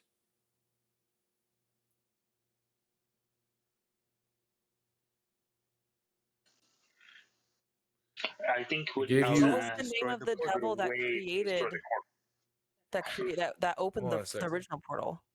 Okay. Because I could hear her clearly first, and then I'll get to you, Bruno. What was the name of the devil that That opened- created, that initially opened it? Yeah. You already know. It was Was it? Asmodeus himself. God damn you, Asmodeus. Son of a bitch. One sec, Kyle. Bruno, you were next. Yeah. When Josh asked this question, it was like I think what's another good way to ask that question is, what is a good way to destroy that portal? So, this is supposed to be about the lore of a place, not necessarily the how-tos of the current times. But Okay. there is several people. There are several people who currently live in this place that you could possibly likely talk to, that would tell you how to destroy portals to other planes of existence. Those would be people who have been there, who are of sufficient magical ability, such as Lord Theovan Aurelian, such as Lord Irving Tenenbaum, such as, not that one, that is incorrect, such as Lord Magus Dorthier Nightvane, such as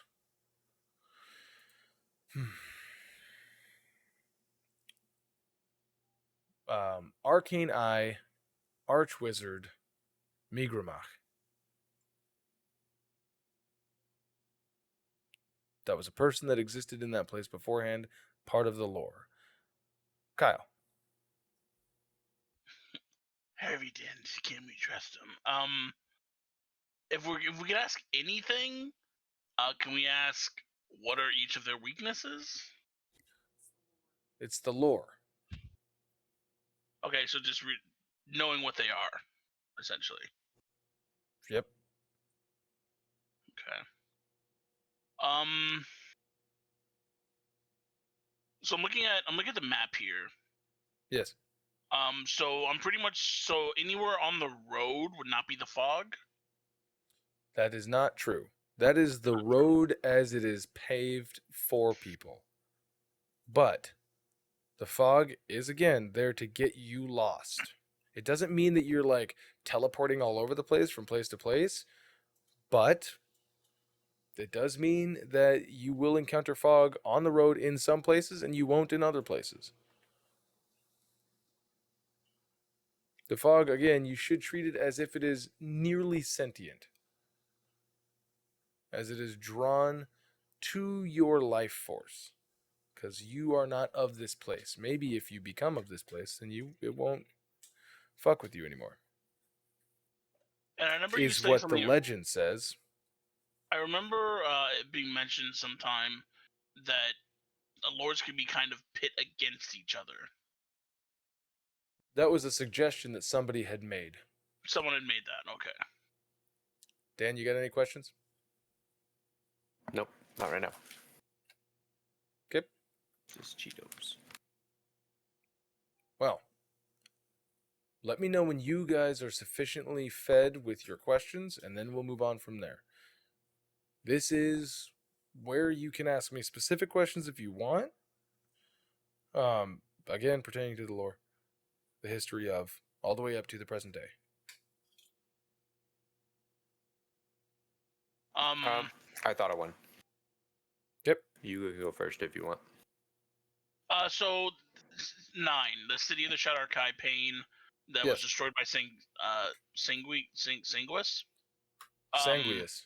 Sanguius. Was it? Are the Shadow Archives still there, or is it just Sanguius? It was destroyed and has been rebuilt. Now they all live with him as their lord. Okay, so I didn't know they were back there. Okay.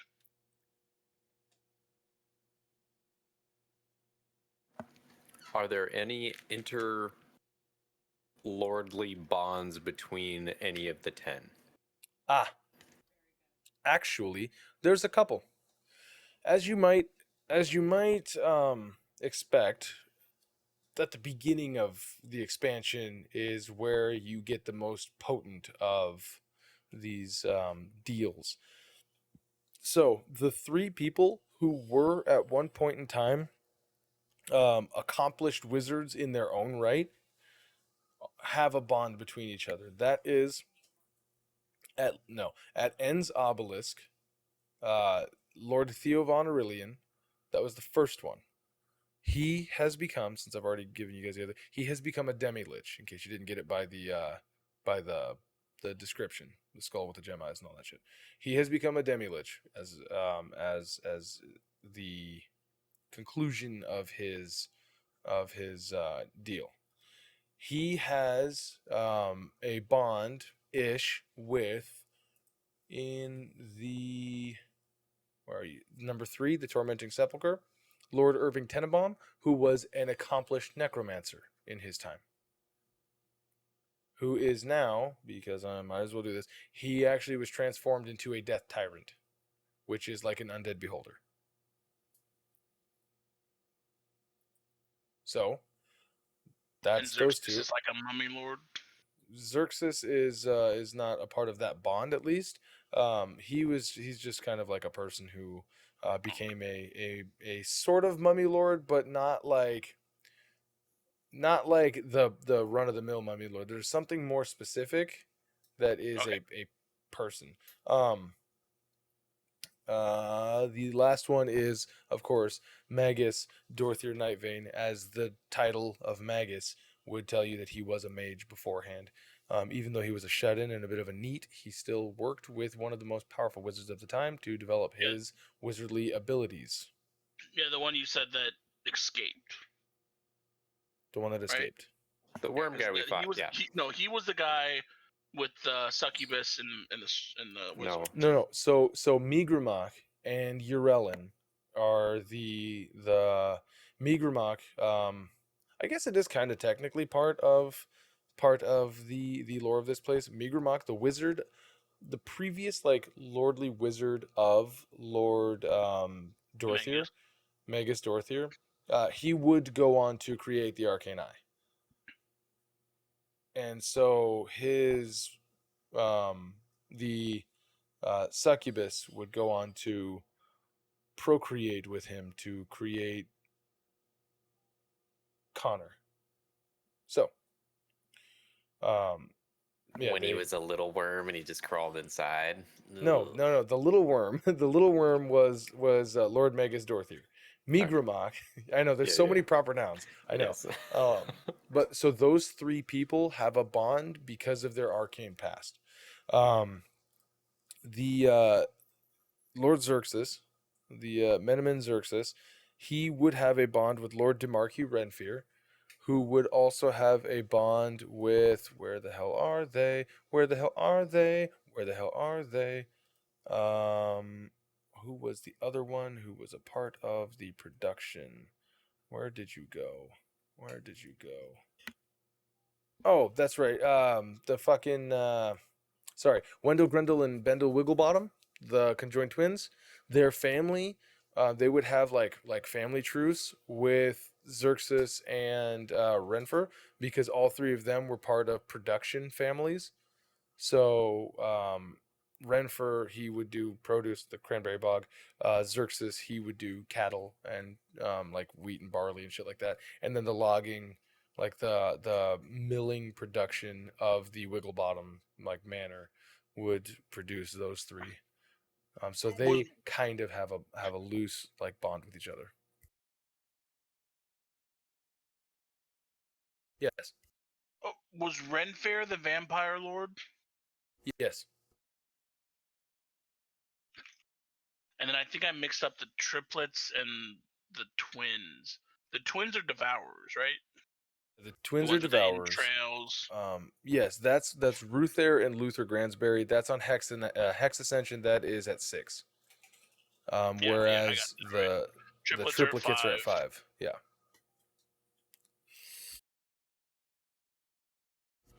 Any questions else from you, Bruno?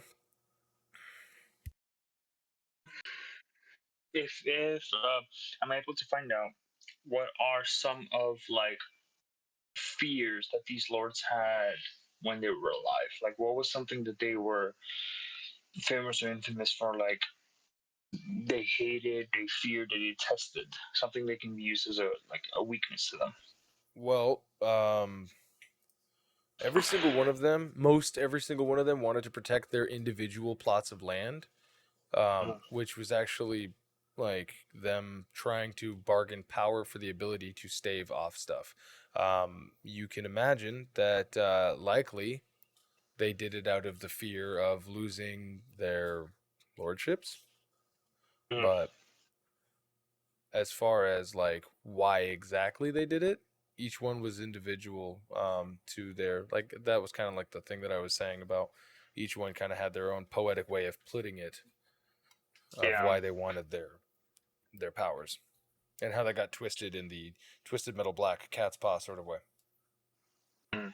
Yeah, kind of like Isiltold's fairy tale, like Yeah. the frog and the scorpion kind of thing.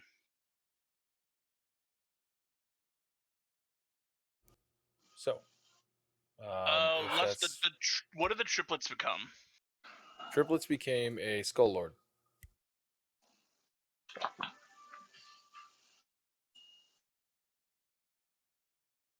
Oh, I already had that down just below because they were the redwoods. I said they were the incest triplets. Okay. I mean, you know. And Cain Abel said he was working for Sindelbrine, right? That is true. Cain Abel. You should see his brother, Sir Abel Cain. I mean, he's nice, but the Bone Claw's not gonna be fucking nice. Who knows? Oh, fuck.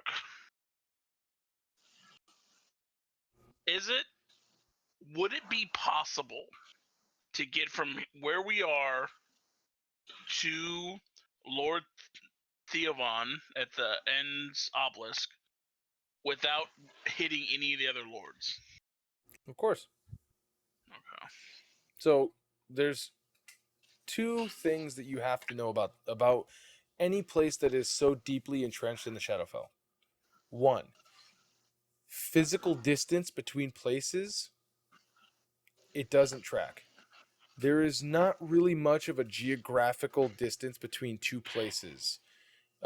You could be traveling to one place, say when you guys wanted to go to Gilmore's ruins the first time, it took you guys hours and hours and hours. The second time it took you like an hour or 2.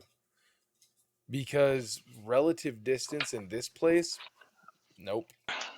It's mostly a mechanic. Is it possible to go from us at Gilmore's Ruins to start traveling towards,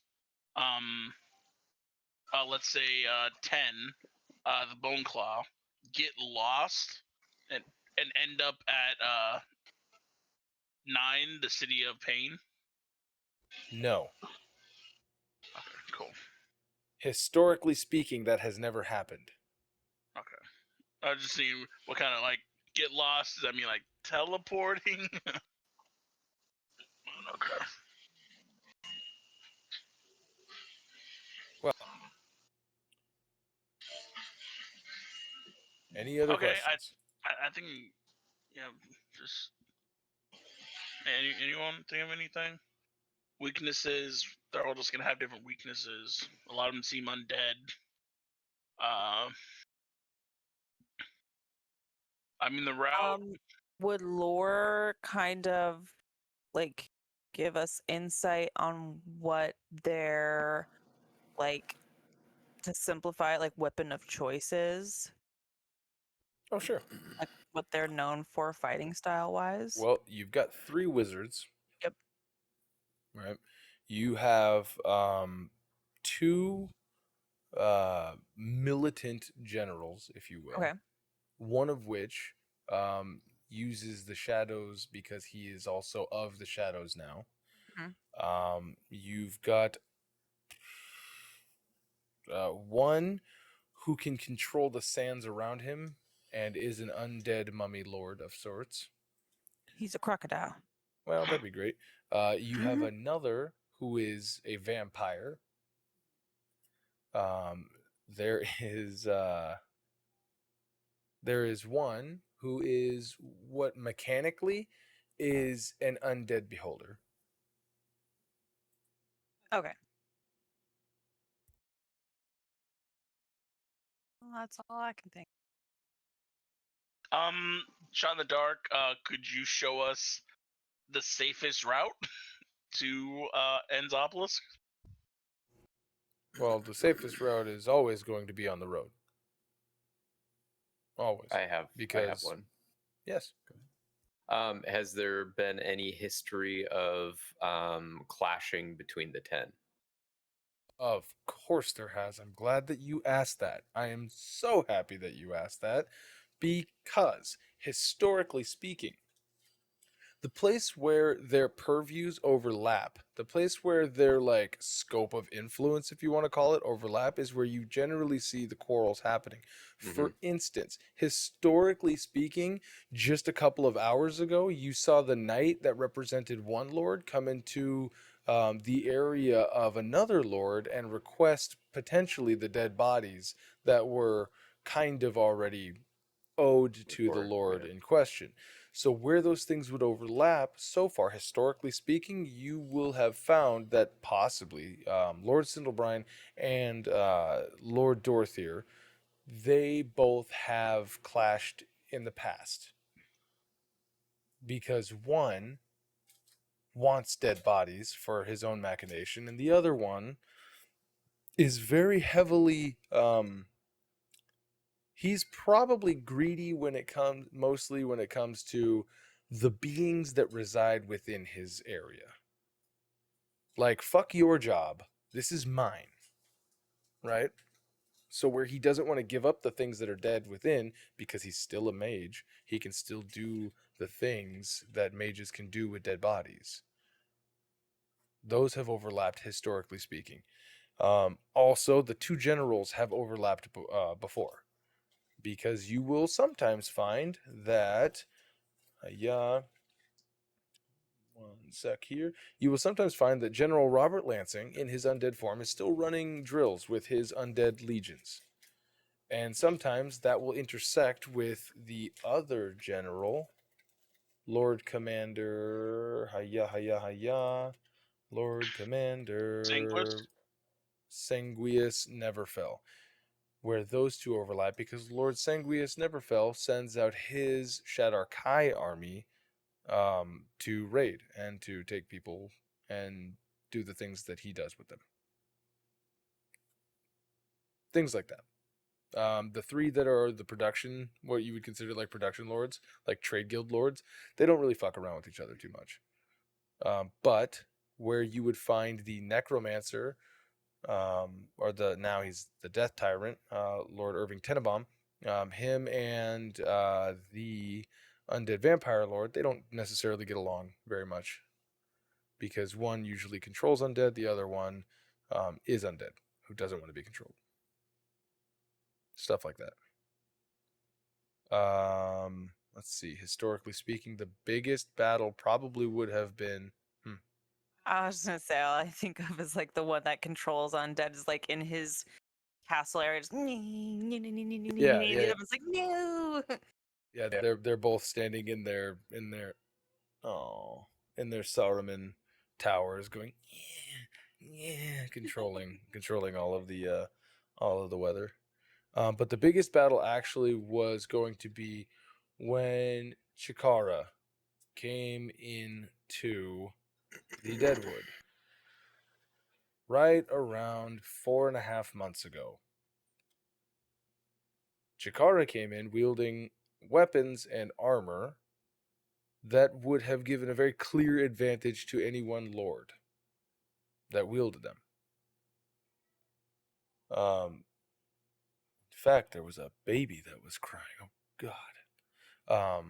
But where most of the other lords tried to entice Chikara to join their ranks, as Chikara was proven to be a very, very adept warrior, one of which wanted to use threats. And using the same things that you guys would now know are in his ability repertoire, he tried to reduce Chikara in power. But Chikara sort of like wasn't like what's the word? He persevered through that and was rather strong. Offered up the armor and the weapons in exchange for his own life.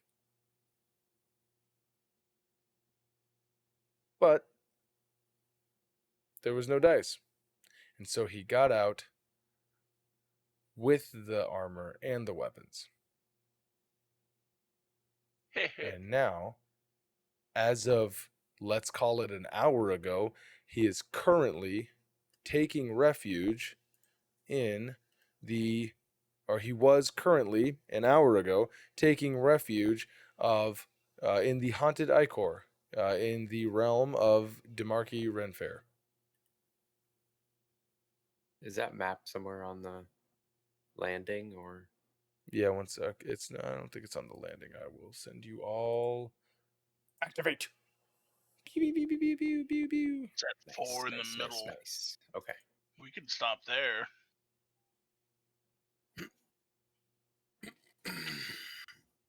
Historically speaking, of course, because that is a part of the lore. Eek. Okay. Does that conclude this use of the lore keeper's wish?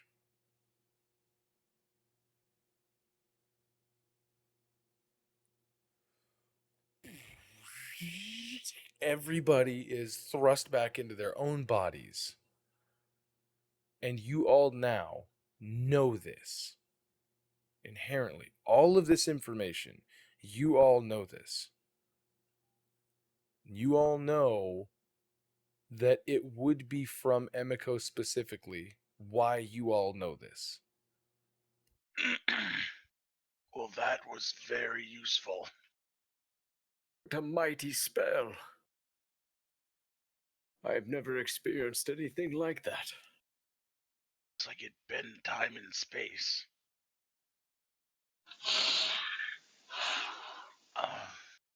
Clyde, how long have we been standing here?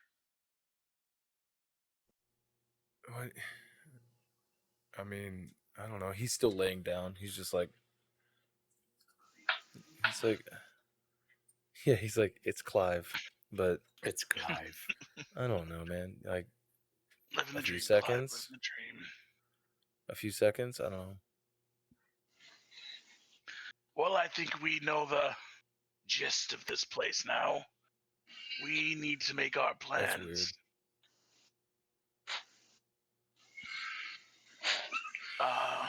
I'm not going back to sleep. Who am I kidding? I mean, he's getting back up. He's like, all right.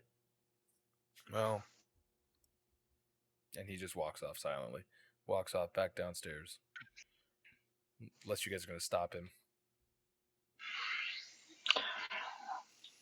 I guess, man, I'm already forgetting my name. Harmony would like to say, like, well, you know what this team needs is a good old rousing song. Let's say we go downstairs and just sing. Sweet. I think we need to make our plans. First, I think we need to regain the people that had lost stuff in our last battle. We should try to regain some of that stuff that we lost. I agree. We should go through our inventories one more time to see if we can trade for at least one of us to get back to where we were. Otherwise, we won't last long. I do not have much. I have a halberd and a longsword and a hammer that I don't really use. I could offer those. I have my double shield. And I start pulling it, and they're all wet. And then I have my other implements that I've created. But I don't pull the other bag of holding out of the other bag of holding, because I would be not here. It is on my waist. You would just go back to where Fayte lives, that's all.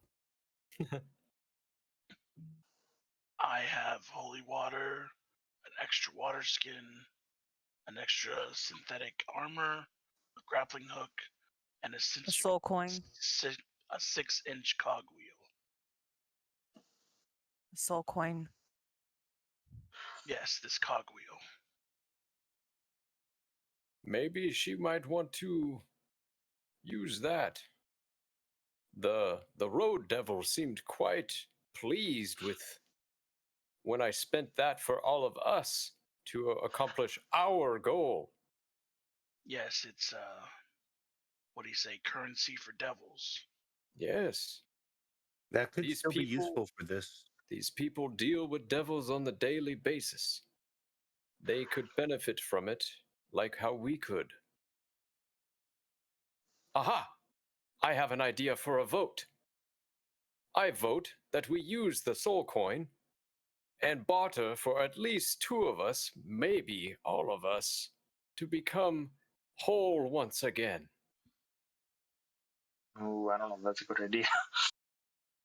I think vote it's a great idea. that's a great idea. I vote we save it for an Okay, emergency. 1 against, 2 I for. think that this is an emergency. I don't think that Ooh, we're are going to we be able to voting? I go think we're very voting. far in the state that we're in. You may have gotten your curse removed. You're and welcome, not- by the way. I did Using that the last of for my you. You are all And- coin that I very had on welcome hand. to vote however you want to vote. All If you right. As vote I was- for it to as use I the was coin, just saying- vote for it. As I was saying, you may have had your curse removed and had not suffered any of the effects from the previous fight. The majority of your party has been kneecapped. So unless you're going to carry everybody, which I do not think that you're able to do, then I think that we should get everyone back up to speed if possible, so we can all equally assist in getting this quest taken care of. I agree that if it can be used, then we should use it as a bargain. But then the question comes up of how many are we willing to bring back up to our old strength if she says that she can't do all of us? In Well, that we always case, start high. You always start high when you're bartering. Like You ask for all 3. They say no. Okay, well, let's throw some more things in the Or- pot. I have soul Oh. trinkets that I can throw in.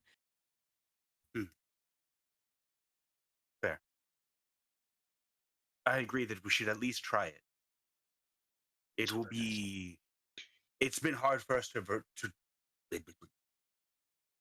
It's been hard enough as is to traverse this land with us at full strength. With us not at full strength, I think it would be nearly impossible to make it anyway. At this time. I agree, but I also think we should have the most attractive among us What'd you say, Fayte? I ask for this. don't even know how you guys knew I had I this. nominate Wimsy Harmony to converse and plead for our repairs. Oh, you silly, silly man. Of course I'll accept that. Now I am a man. I have evolved.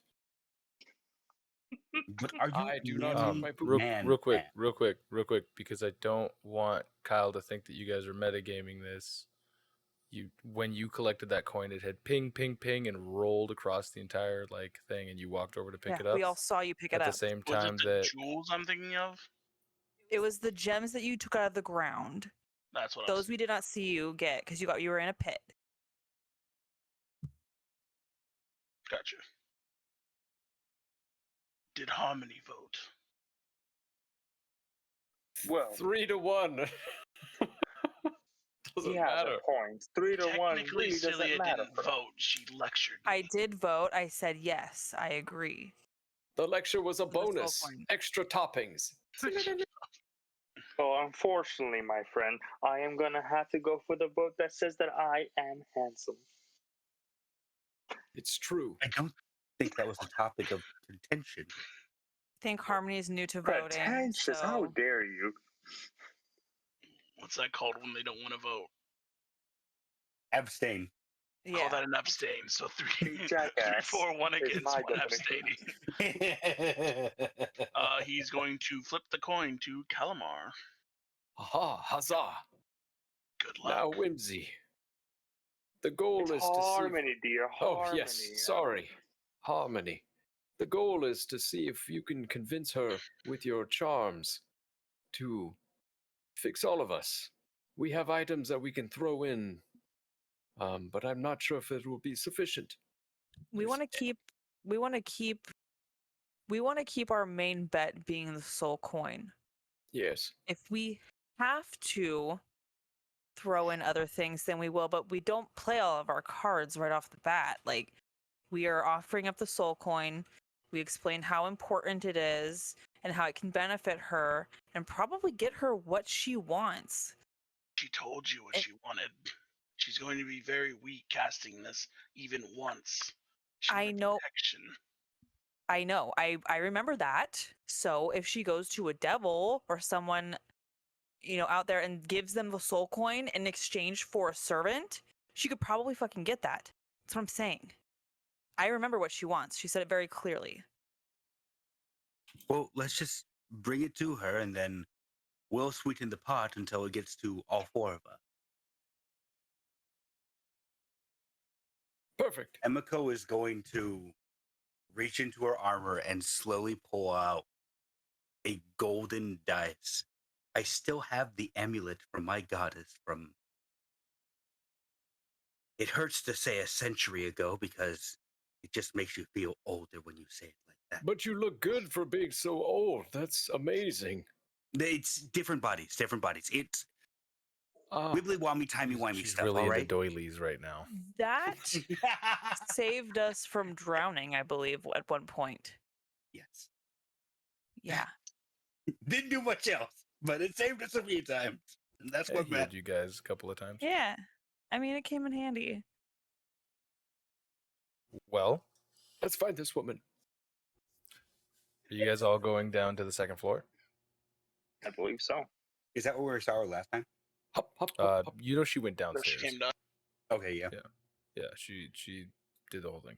So keep in mind, this is immediately after your guys' long rest. You know at the very least that Clive and Candace both came up to go to sleep, right? You can ascertain that mostly probably everybody took the time to rest in that interim. As you guys go downstairs, you would see Marticel sitting down there. You see she's got this little tiny pamphlet open, and she's like mumbling to herself, like going through some sort of, I don't know, fucking affirmations or some shit like that, right? She's just like, and then she sees you guys come down. Oh, hi guys, hi. And then she's gonna Good morning. continue. Also down here on the second floor, you would see. I'm gonna go right back to Gilmore's ruins.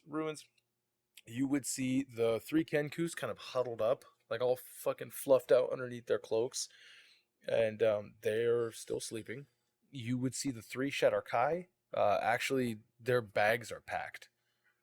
They have like all their explorer pack. They've got like their explorer gear. Hoods are going up as they are getting ready to head out. And as you guys like walk over to Marticel, they just, goodbye. It has been nice knowing you so long. As they begin to make their descent. And then that is. Oh, and then just the other one is Ugart's, the hobgoblin. He's still standing, just stoically, like looking out. So you guys approach Marticel. Can I follow the Shadow Archive? Yeah, you want to go down with him? Okay, sure. Yeah, I want to So ask them questions. Okay, then we will cut to you as you kind of like go to catch up with them and flag them down. As soon as we cover these guys. So the 4 of you guys approach Marticel. She kind of like, you see she's like looking up, like you guys kind of like walk up, and she's like, oh, yes, hi. Hello. I think we have made amends with our currency, if you will. Is she sitting? Yeah. I'm gonna sit as well, like pop a squat, like butt to the floor. So you squat down in front of her face. Not like no. I'm. I feel like with children, you get on their level to like talk with them. Right. Instead of towering over them, she's gonna sit. Yeah. Emiko does the Slav squat just to Yeah, I mean, naturally. impose her dominance in the situation. I would sit like that, but I would poop. Harmony's kind of like just kind of flamboyantly, just kind of hip out like this. Yeah. Full JoJo pose going on. Yeah. All right. So she's like, you see she looks around, she's like, can we like not can we just keep that down just a little bit? Hey, look, they don't know I can do that. I don't want them to know that I can do that, please. Oh, I get it. Otherwise, I just become another resource, and I don't want that. Of course. Fair. Thank you. So you do want to? You want me to do the thing? See, Harmony, you're up. Discreetly, Voice. Harmony with a low Watch the magic happen. voice. Just this needs to be. As she looks to you guys all kind of like and then Harmony's just like, and he's doing the volleyball school pictures, right? He's like, or maybe it's softball. Anyways, and Okay, so what do you say? Okay, so really quickly, out of game, what is it that you need me to say? So we're trying to switch the coin, get the coin for our levels back. That's the main gist of it, right? Yeah, you're just bartering. Just whatever you can think of to. Okay. Barter. Let me think. Okay, that should work. Okay. So I'm gonna walk up to her and thinking upon then just kind of slowly move those hips, just work that magic, and then just we lost something. We lost something that we need. Right. Kind of just do the old like coin on the table, slide that in. Going, Immediately, she's like, put that away. Put that away. Put that back in your fucking pocket right now. Don't okay, bring so that out here. I put it back, and then I just go for an empty don't- hand, kind of gesturing. She goes, look. I don't think you understand. When I say that we need things to trade in this place, you have in your possession something that people would easily kill for. Please. Okay.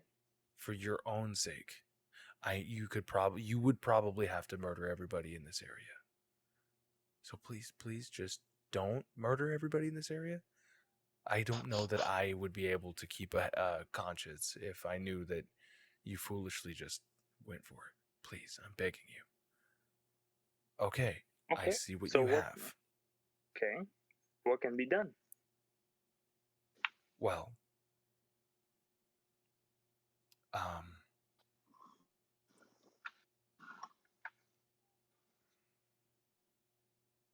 roll me TikTok, persuasion. TikTok.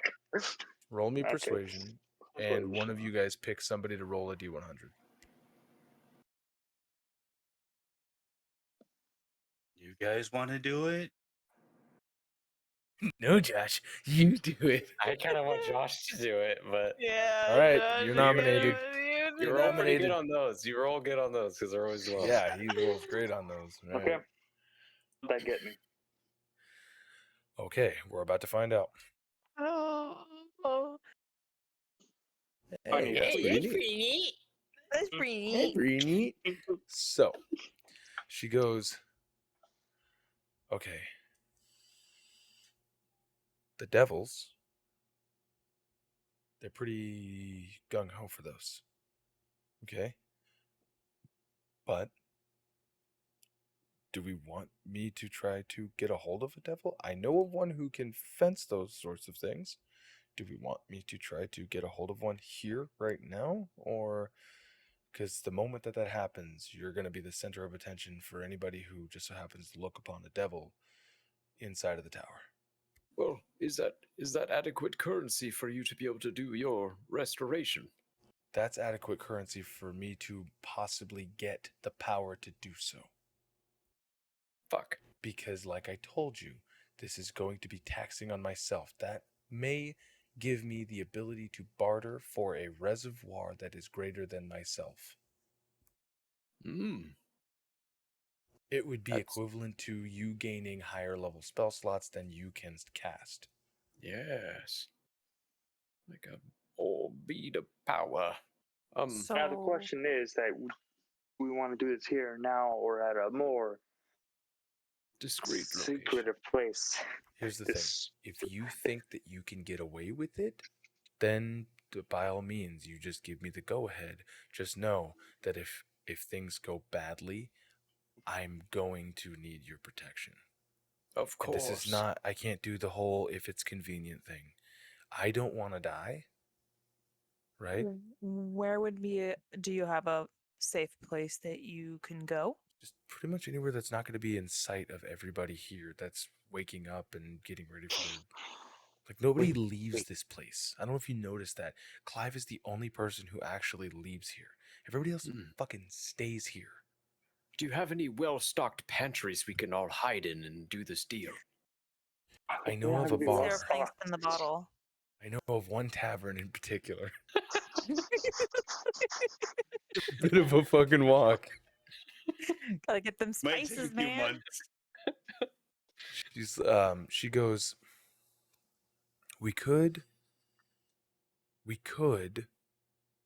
it's still kind of risky, but we could go outside of the, what used to be the walls here.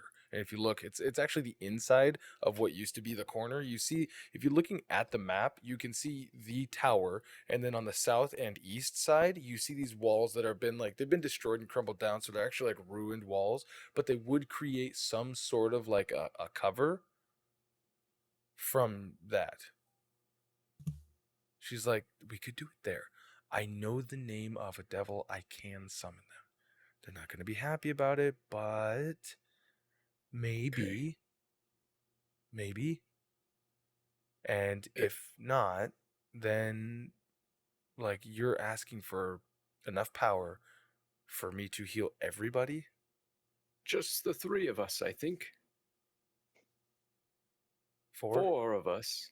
Why the 4? Because Wimsy Oh, lost Wims- levels too. Did he? 1, Yeah, 2, he 3. lost. Oh, 4. He Yeah, lost 4. 2 Okay, levels sorry. first. You Oh. guys lost 3 Yeah, That's not as right. much as you guys, but I did Yeah, lose some. okay. because he saved. I just can't So count. she goes, if we can kind of nonchalantly, then Sure. I might. Okay. Yeah. As form of Okay. payment for, doing this, we have several items that we looted off of our doubles. Look, Those will be we'll yours. get to that. We'll get to that in a minute. Okay. Because believe you me, while I'm not taking on the entirety of the risk here, like if they find out that I have these abilities, it's gonna make life a little bit harder for me here. Telepathically to Cilia. We have leverage. I was just So- thinking the same thing. Um, Hey, Cilia, while we're connected, maybe Fayte can be a lookout.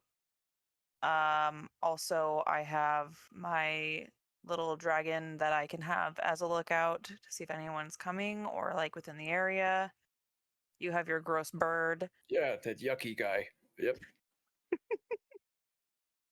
don't forget, I know it's not in your inventory because it's a custom item, but you do have that little wind up clockwork trinket, Cilia. Oh fuck yeah! I forgot you haven't put it in there. I don't know how to add custom things. I can do it later, but regardless, as she's like, Keep are that. we doing this? Yep. Yes. Okay. Well, maybe we act could just say that. natural? Yeah, maybe we could just say that you're showing us the way to our destination. Okay. I don't know. And you're just giving us a little, guide. What do and you then usually do around here?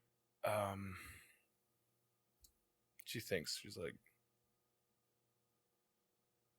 kind of nothing, actually. She's like, she goes, Huh. and you see, she looks kind of like alarmed, like a little bit concerned. She's like, I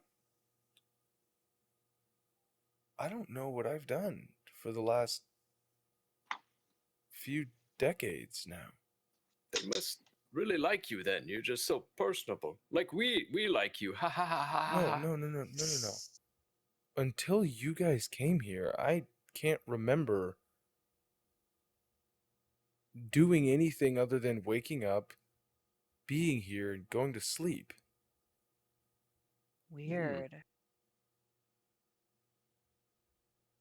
Huh. Kind of And alarming. so she's like, I don't know. All right. Lead the way. I guess I'm leading the way. Fuck. Okay. And you would see her low-key like, I'm gonna do this. I'm gonna do this. I'm gonna do this. And she's like, she casts guidance on herself. And you would hear the triplicate voice resonation of magic as she like says it. And she's like, okay. So, you guys are going to go down. Yes. I am going to need all 4 of you to give me deception checks. Oh no. And then one person can add a d4. While you guys are doing that, Fayte, you catch up with you catch up with Umail, Naren, and Inek. The three Shadarkai. As you guys, or as you're rounding down the stairs, and they're gonna, hello, Fayte, or hello, Elf. Hello. I was wondering if you guys were from Pain. Yes, this is the second home that we have had. Pain. Are you guys heading back there or just leaving here? Maybe searching for more. Umail, he kind of speaks up. He's like, well, I don't really want to go back, but it is better to take the daily tortures of pain than to try to survive out in the fog. I don't know, but after yesterday, I really don't want to find out what is going to happen from the worm. The neck is like, Oh yes, Lord Magus. yes. We usually just refer to him as Night Vein. Like a Night vein of vein? gold. Yes, like a Oh. vein of gold, not like the veins in your skin. I understand. But that is, I don't understand, but I it is understand. simply you local mean. colloquialism. Okay. Well, if you guys are heading to Pain, do you know the safest route to get there? Or is Yes. it just the road? Well, If you must if you know where to go, or even if you don't, stick to the mountains to the north, and you see he kind of points to the north, and you would see like the valley where the valley turns into the mountains. He goes, you stick to the fog while not gone is how you say minimal. And you would know that this is the trail, or the way that Clive took you guys when you ended up by Black Skull's tribe. He took you back around by the mountains, out and around. He goes, it is longer, but at least you'll navigate around the most of the fog. Well, it seems like that's a good place to navigate around Magnus, the gold vein. Night Vein, but yes, Night he. vein. The only problem is you must be careful of the woods over there. There is some of our kind, they tend to hang out there. They look for how you say other beasts of the undead, or things to eat, hunt, pretty much just anything to cause pain, back at pain. Oh, I see. That is very confusing. Yes. Well, I've also been told to watch out for looks at his notes, the sorrow. yes, the sorrow. They are all very terrifying. But that is more how you say inek, and then they start to like talk to you. It's like, oh, it is physical manifestations of your negative emotions. So, for instance, if you feel hungry, the hunger will come for you physically. Okay, I think I understand that better now. If you are lost, the lost will come looking for you to help them. They are Last called thing, the sorrow. Yes. would pain just be immediately hostile to us? Naren actually speaks up at this point. He goes, I would not think that they would be immediately hostile to the three who are not elves.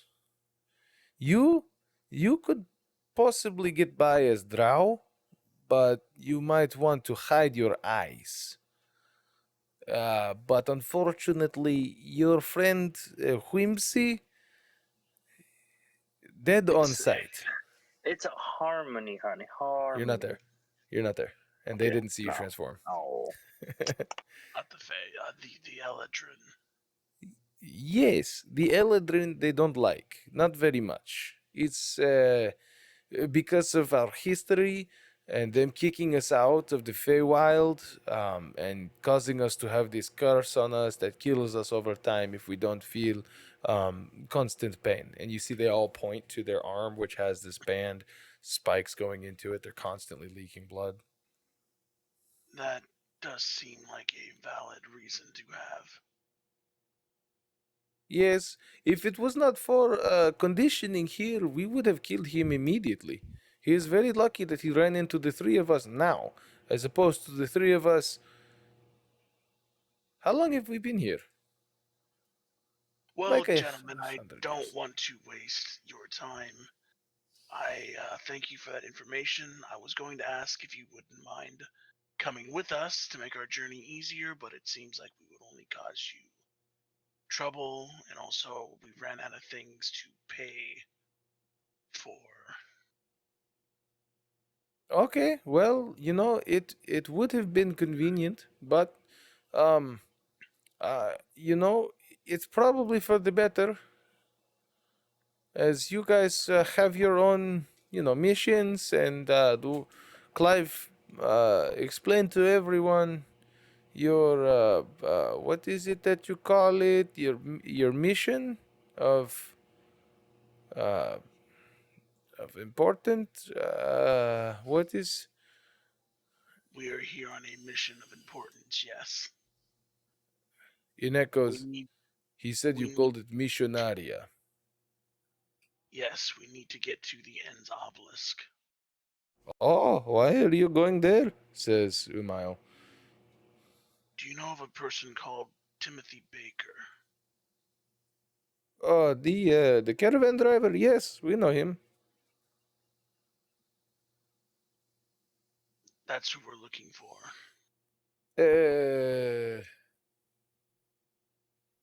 How long was it since he hey, Wimsy. I mean Harmony. Dan Harmony. Can Yep. you roll me a history check, please? You got it. Credit card. You gonna... Okay, the answer is yourself. And so the journey from the beginning to Ends Obelisk usually takes him somewhere around 4 to 5 days, and then he ends up coming back this way. I don't know how many days it has been. So you mean theoretically we could just wait here for him? It is possible, because he's a caravan driver. He goes through and he trades, gets to the end, and then turns around and comes back, goes out to the regular world and trades some more. That's kind of what being a caravan driver means. Well, on the off chance you see him, tell him Grimtooth's friends are looking for him. Grimtooth? Okay. Grimtooth's friends. Oh, friend of Grimtooth. Yes. I will remember that. Probably. Yeah, I am good. I know memories. In echoes, I will try to tell him instead. While he was, you know, he's Well. not the brightest. Well, thank you. Yes. He does like a, I don't know, elven bow. You And give me an insight check just real quick. fuck. That's not good. Yeah, I'm sure it'll be fine.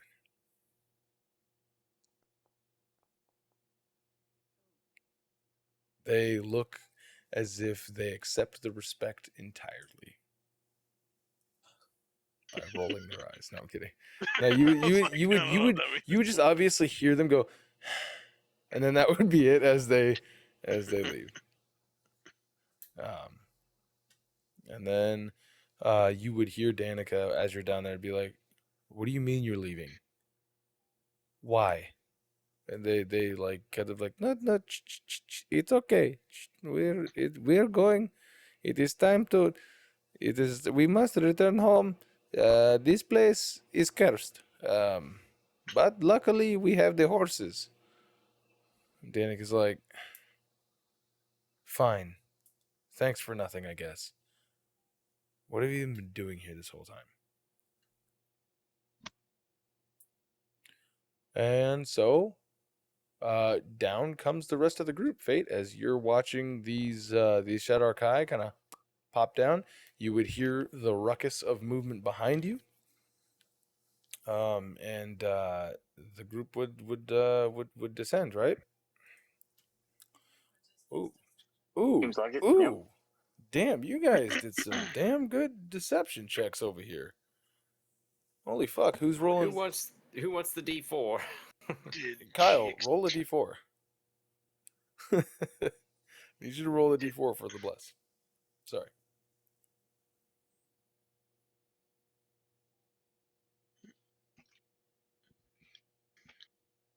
That's awesome. I think I'm doing it wrong. No, I didn't. All right, cool.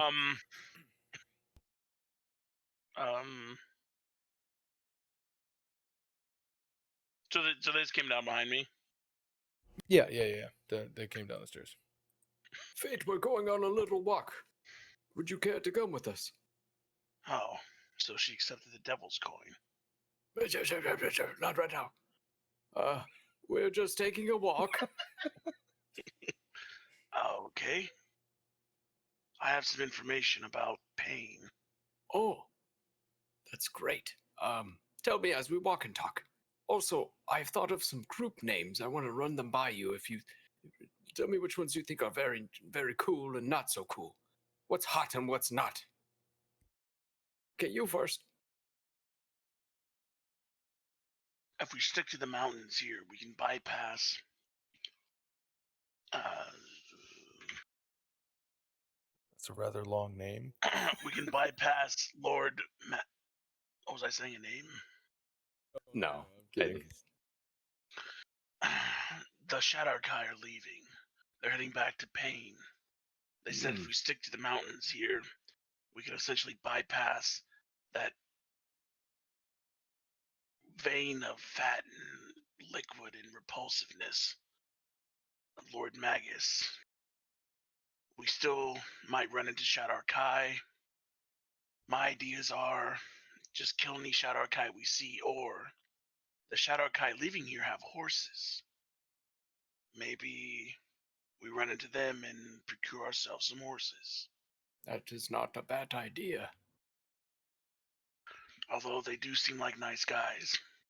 Oh, so we're going on this little walk to go meet a devil to give power to her so that she can give, healing abilities. We'll see how it goes. So we might need to protect her with our lives. Are you feeling fit? You know how I feel about taking deals with devils. This never seems to be correct. We are not. She is. It's the best case scenario. I'm feeling Okay. fat and sassy. What? She's making the deal. Yes. Oh, that shouldn't be as bad. Yeah, hopefully. But are you afraid she might turn into, an 11th Lord? Oh. Well, then she'll have to deal with the Purple Worm Brigade, huh? Because I don't want to. I don't want to be the bear here, but injected are in we my sold on mind that was name? 10 different stories of how devils twist wishes. Well, if she does that, then she'll have to deal with the Dawnwalkers. Or the Mighty Baker's Dozen. Or the Sparkling Company. Or the Merry Vanquishers. What, any of those good? Like the Baker's doesn't. That's a good one. Calamar, I don't care what you call us. We're Oh. just mercenaries. I mean, but if we have a cool name, it might spread and they'll fear us and just run away. Fayte, Drop all their stuff. in your mind, you hear. Tribute said that you needed help with a curse. Forgot about that. He said that you needed help with the curse and that his illithid friend needed supplies. You can respond to this. I am no longer needing help with the curse. I managed to rid it myself. But my illithid friend still might be able to use supplies.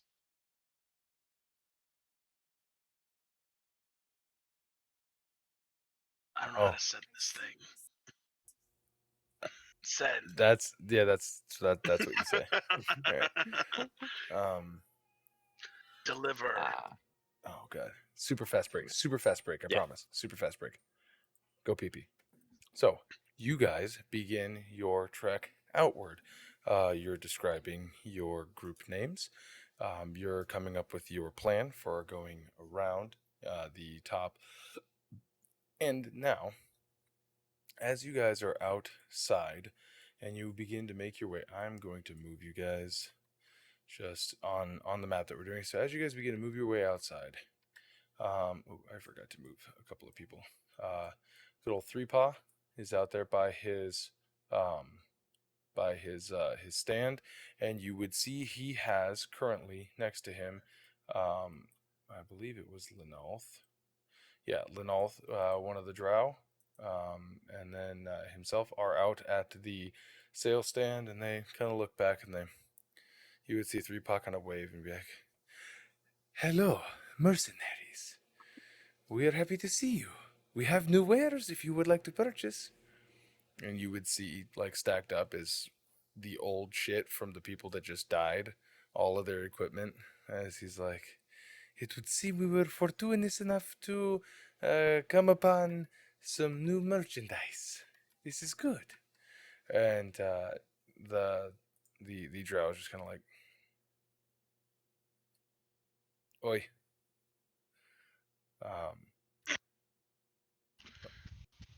I'm not.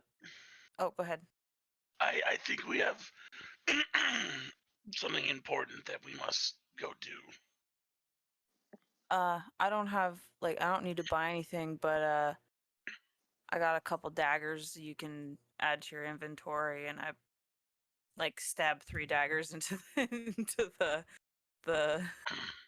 into the wooden little whatever it's called.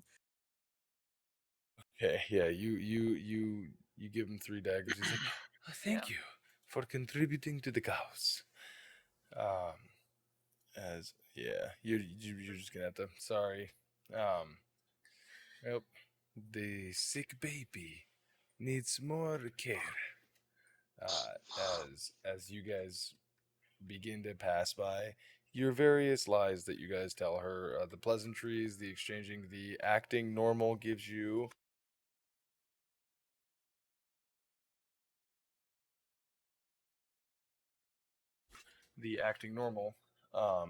like you guys pass by, you pass right by uh the barrels with all of the, like, it's basically open top barrel.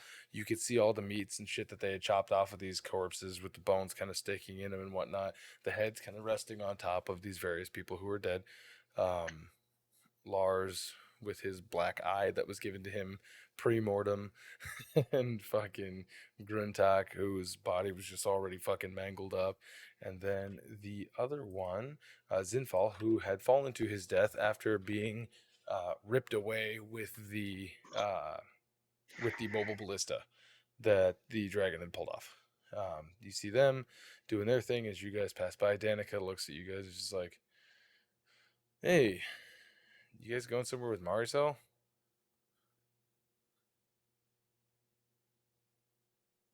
Yeah, she was showing us the way out since we are being asked to leave kindly. Yeah, they wanted to head towards Shea Sindelbrine. I figured I'd point them in the right direction. They're new here. And Danica kind of looks. She's like, "Okay, fucking weirdos. All right. Well, uh, thanks, I guess, for doing whatever it was that you guys did." As you guys pass by, she's like, You're welcome.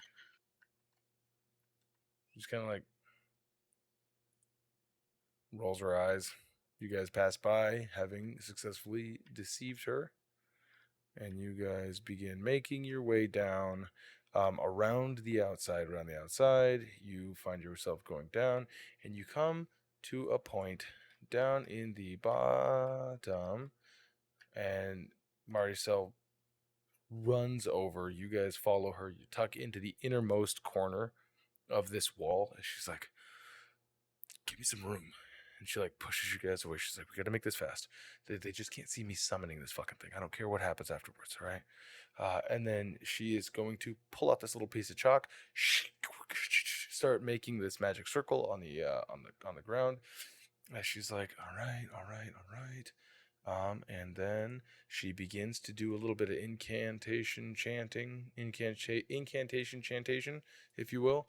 And yeah, I need everybody besides Cilia to Uh-oh. To roll me perception.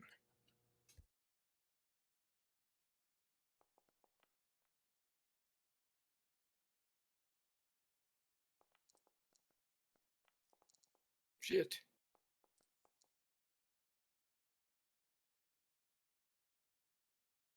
Oop. What'd I get? 14. No, that's not me. Roll. There you go. Oh, God. Whoa. Perfect. As you guys are all looking out and around, making sure that nobody's going to be there, she finishes. This takes several minutes of her doing this. It's doing the usual triplicate, like spell casting. You can hear in her voice as the sigils that she draws in the ground begin to go from this like white chalk to like lines of almost like fiery orange around. And she's like, okay. As you see, actually, what shows up is not necessarily a devil or demon.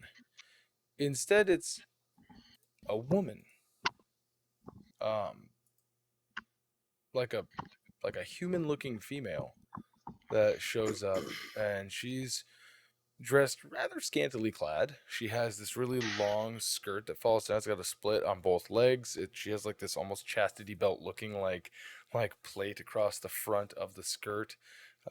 It's like decorated and ornate. If you looking at it, the filigree that's on it is all very sharp barbs and pointed spot. She has these sort of like spiked pauldrons with like this fur cape that comes down. She has like a Melina like mask, like this sort of like rich purple that's underneath the shawl.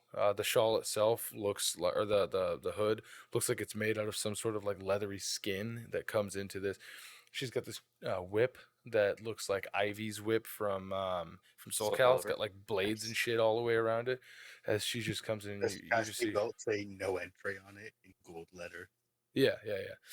As she appears and she's like, my master wants to know why you have summoned them, and they sent me instead. Maricel goes, your master's a patron? Yes. Wow. A devil who befits people with power. And this person is fully colored, by the way. This is not a black and white person. It's like, great.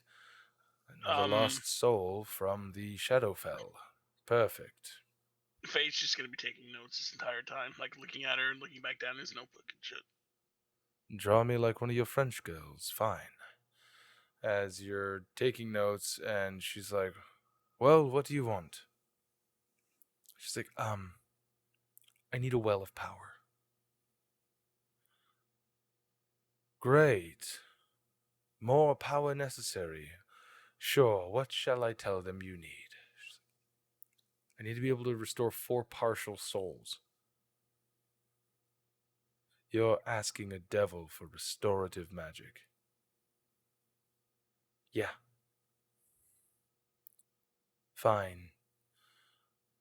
How many portents of power do you need? She's like, 12 to 16. And what, pray tell, are you planning on offering? We have a coin.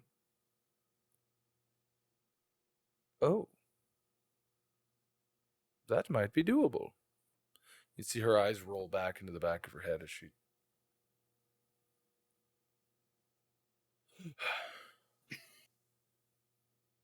Well, now,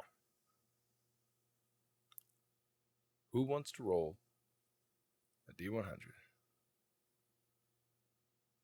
Get the fuck out of this shit. I got us into this. I have 3 volunteers simultaneously on my end. All right. I would like to roll. Bruno's my vote. Bruno. Okay. So, Bruno, roll me a D100, please. Let's do it.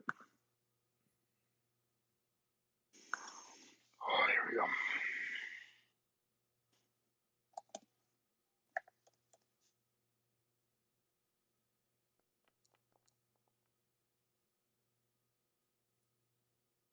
Like good. 12 to Ow. 16 portents of power.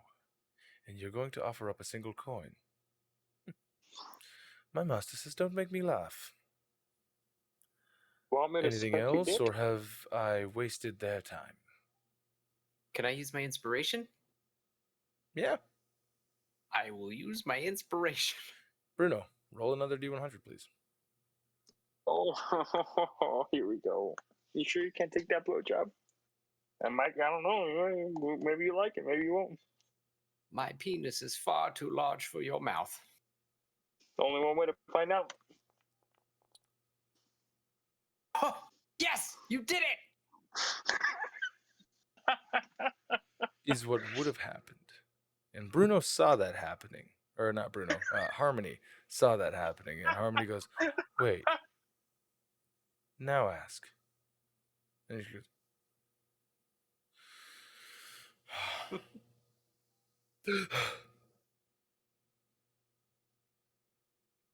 I believe we may have a bargain. 12 to 16 portents of power for one soul coin. Well, I'll take that and I shall give you your due. You lucky bitches. Maricel looks to you guys and goes, it's only half the battle. Give me the coin. Mage handed over. I gave him a quarter. Yeah, Harmony had it. You give her just a regular coin. I would like to do the old grab the coin and flip it to him. Just the old clink. Let's see And here. catches it with They're his super hand. fragile. Let's see here. Break it with the Let's have flick. your Dexterity saving You still want to take throw. that blowjob? You're fucking lucky again. She rolls a dexterity saving throw to try to catch it because she's not that kind of person. And she goes, Uh-oh. and she fucking. Luckily, it's a fucking 5-inch long cog with fucking. Anyways, so she goes, don't. God. She turns and she goes, and holds it out, and she goes, here you go. Well, this is no ordinary soul coin. This was from a Merilith. Respect. And she tucks it into her bra. Again, it's a cog wheel. She tucks it into her top. Massive top. She goes, all right. And she opens Boobs up of holding. literally a satchel, right? And you see she would pull out what at first looked like roe, little orange, they almost look like fish eggs. She can counts them, puts them back into her bag. She holds them very tightly and goes, for you. And you see Marcel. She goes, well, down the hatch before they kill you and take them from you. You see Marcel looks at you guys and goes, you wouldn't do that, right? Cilia, engage protocol 496. As she literally eats these things, you see she instantly she becomes sick, violently ill. She doubles over and you see the warlock kind of look down and go, 11th Lord. well, should you ever need another favor done? And she flicks a card, literally like a business card. Flicks it on the ground right next to Maricel and goes, pleasure doing business. Gone. The magic circle gone as Maricel begins to convulse on the floor. Fayte picks up the card to make it a bookmark on the page. Can I use medicine to see if I can diagnose what's going on with her?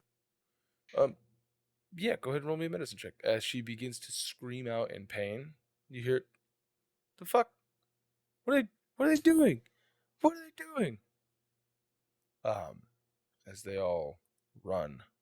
As you hear people starting to like, what the hell's happening? As she like, and you would see like this almost translucent light from underneath like her neck skin, and everything would kind of start to glow out as her veins go from being like, as she goes from being black and white to fully colored to now glowing with this internal like burnout glow. Her eyes, this like orange light from underneath. As she stands up, she starts to cast a spell on the four that are Sans level. Sleeper has awakened.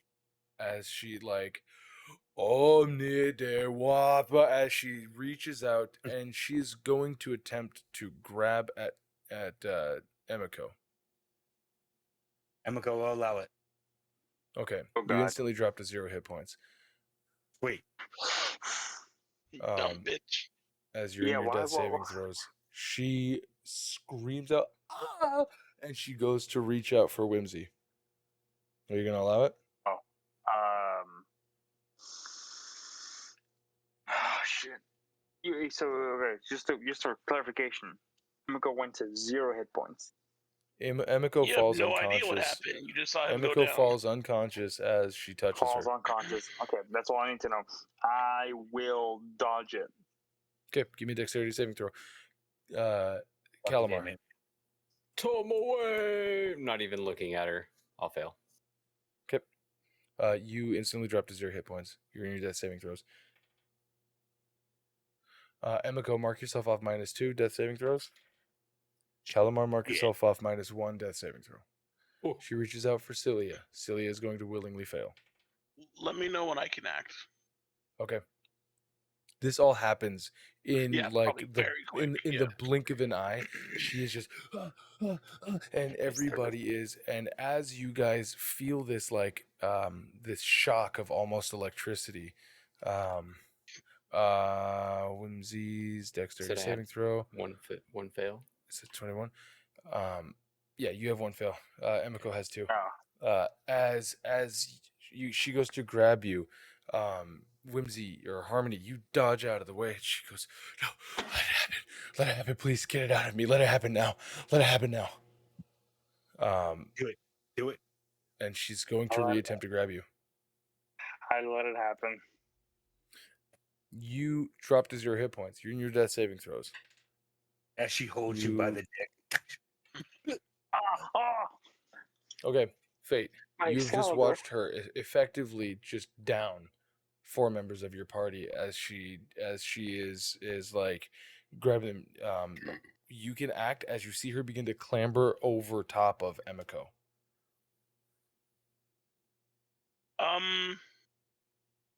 So she did Emiko, and then so she's going back over to Emiko.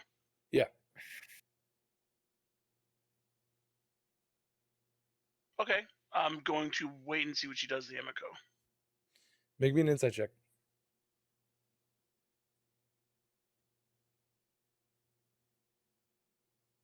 As she clambers over Emiko's unconscious form, and you see with like the shaky claw.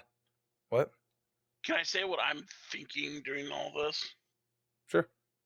As So soon as I'm I get thinking that insight check as well, please. No. This is incredibly important. That's the only reason. Okay. So please, what are you thinking in all of this? So what I'm thinking, like the initial thing that happened is she is overloaded with power. So I was gonna shout her, "Let it out! You can't keep that in you." And so she let it out. Now maybe I was thinking maybe she can't control it, so that's why they're down. But now I'm thinking maybe she still has more in her, and she's gonna start healing them. Gotcha.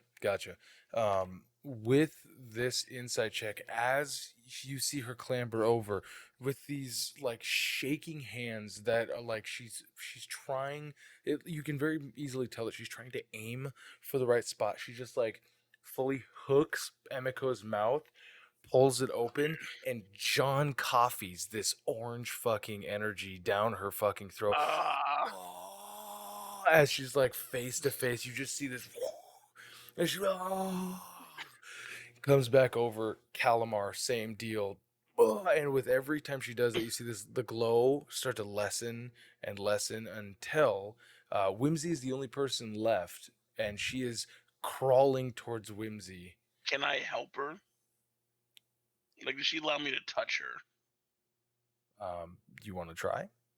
Yeah. So you're So gonna I'm try gonna to go. like, pick her up. I'm gonna go over to her. I'm gonna say, "Can I assist you?" As she's Yeah. climbing or crawling towards Wimsy.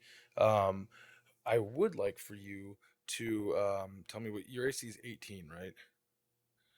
Correct. As all of this is happening, oh god, it takes so fucking long. You would see that Danica rounds the corner, and from up top where the cannon was, because the cannon was the only thing that was pointing south, you would see one of the Kenku.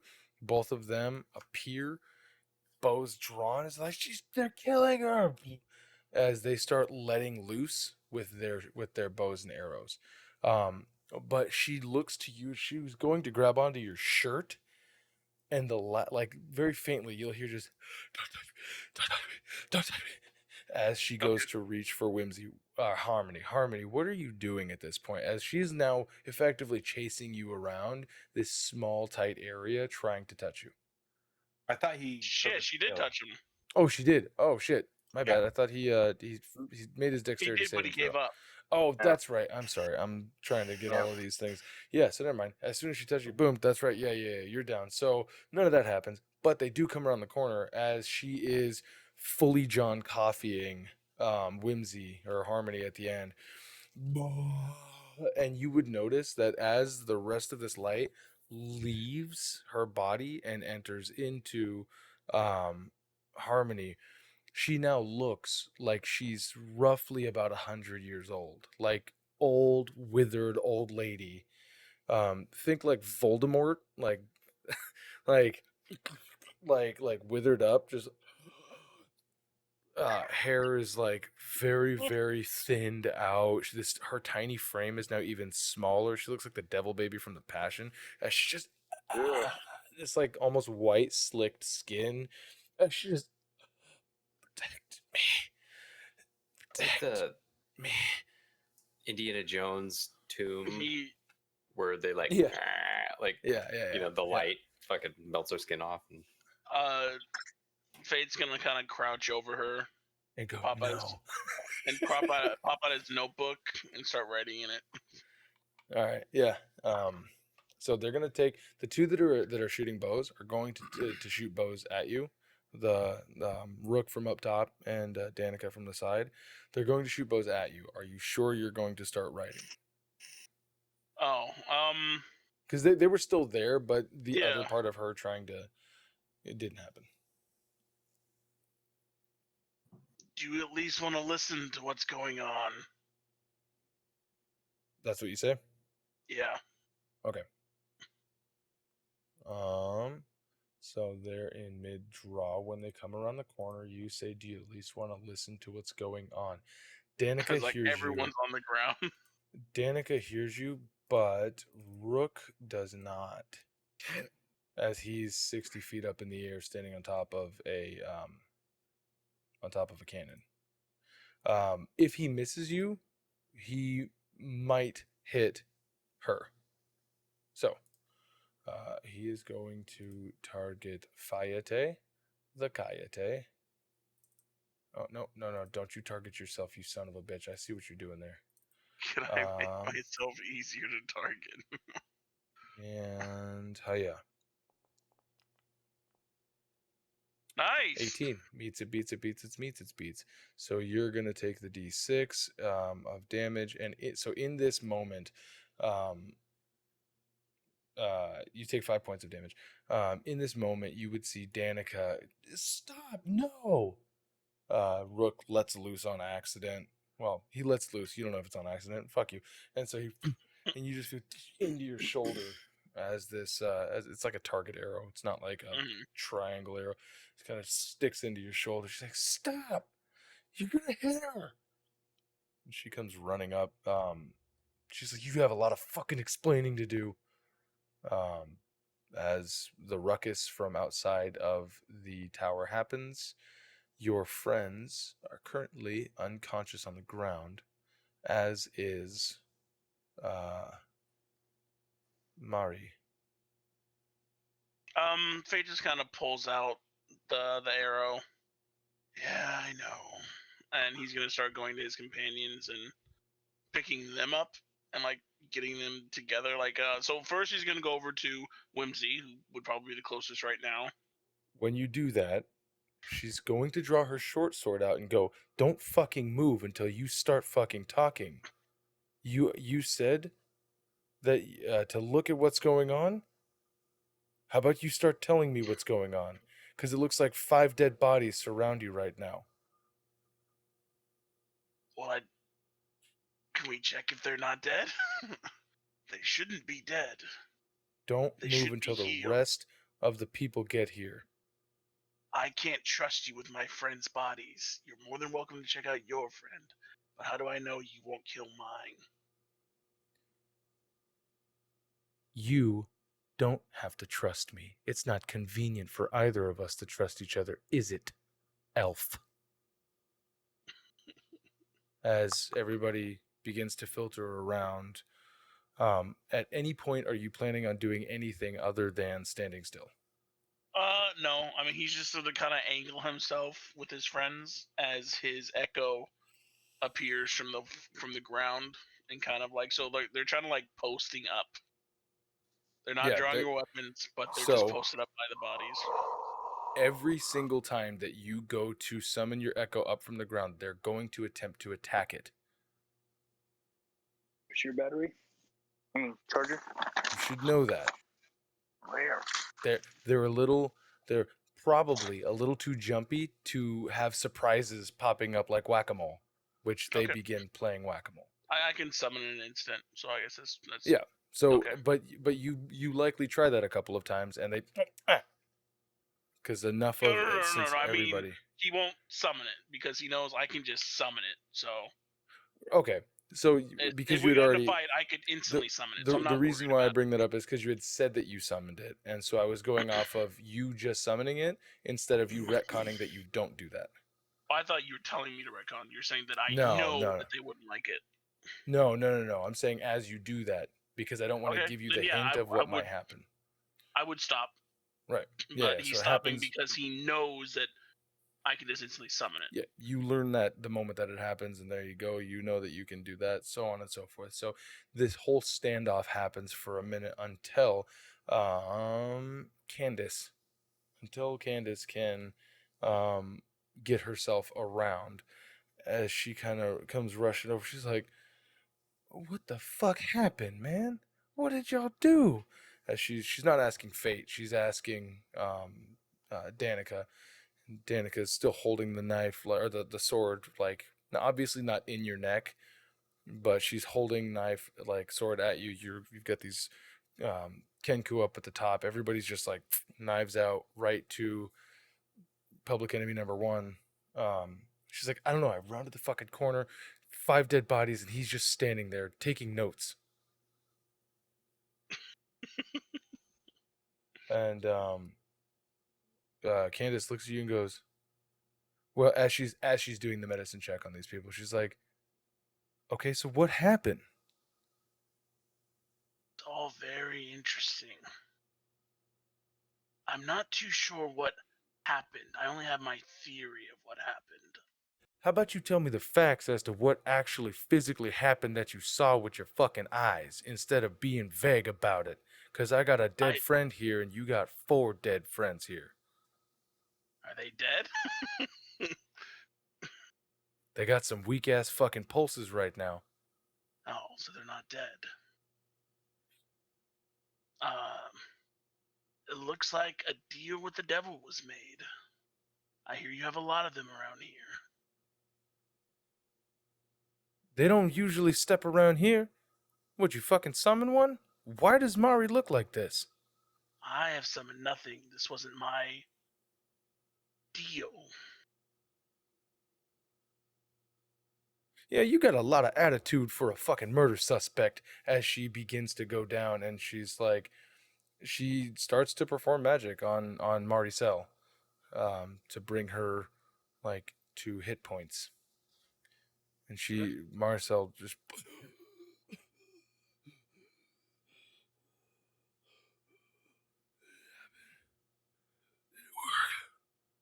she's like, Seems like the she goes, "What did you do, honey? What did they do to you?" And she's just looking at you. he just kind of blankly stares at her.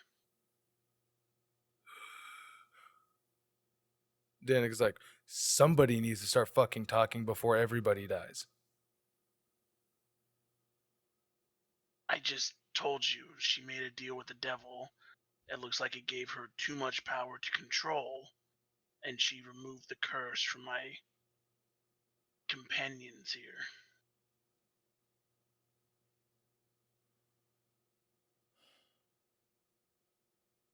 Wow. Great. Did the devil walk up here? It was summoned, right? That's what they do. Wait. She seemed to have known this devil? She said something about... You're still not answering how the devil got here. I'm trying to... I'm trying to remember how the devil got here. I remember her talking about knowing a certain devil around here. I think it was summoned, or just this was the place that she knew it would be, and it wasn't a devil, or was it a high devil?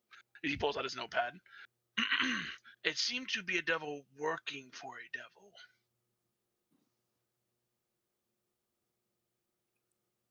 Huh. So a devil working for a devil was just here, and she knew who he was. Honey, the answer you're looking for is that it was brought You're by dead. her own doing. You're dead. Oh yeah, I'm still dead? Jesus.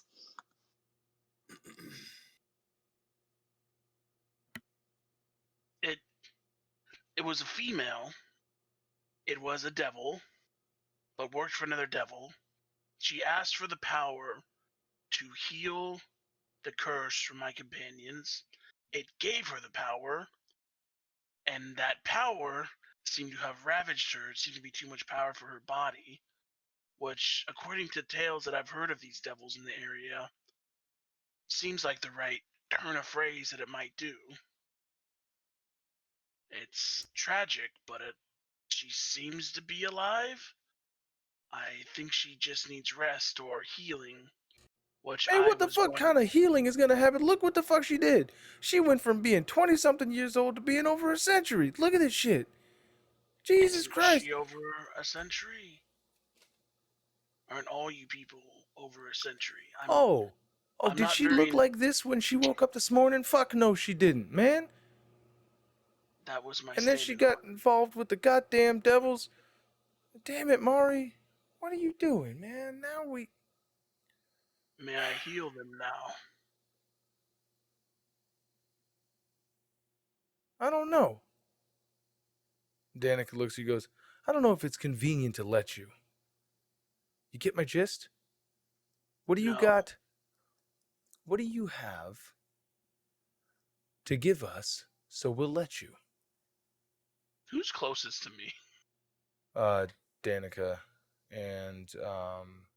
and Candace are closest to you. I'm gonna need. Okay, so you gonna attack him? I need to know areas on the map now. Okay. So Danica is. Ooh, she would not be within arm's reach, but Candace likely would be because here, probably over there, and over here. Now, hold on. Ugarts, the Rooks, the Bismarcks, the Corbies, and the Three Paw, and the. Which one are you? Oh yeah, Linolth. This is 3-paw. Ow! And you listen to Capital News Bracelet. So this is about where everybody's at. As they look and they go, transactional. All You're services not the- rendered. You're not the leader here. Clive is. Do you see Clive here?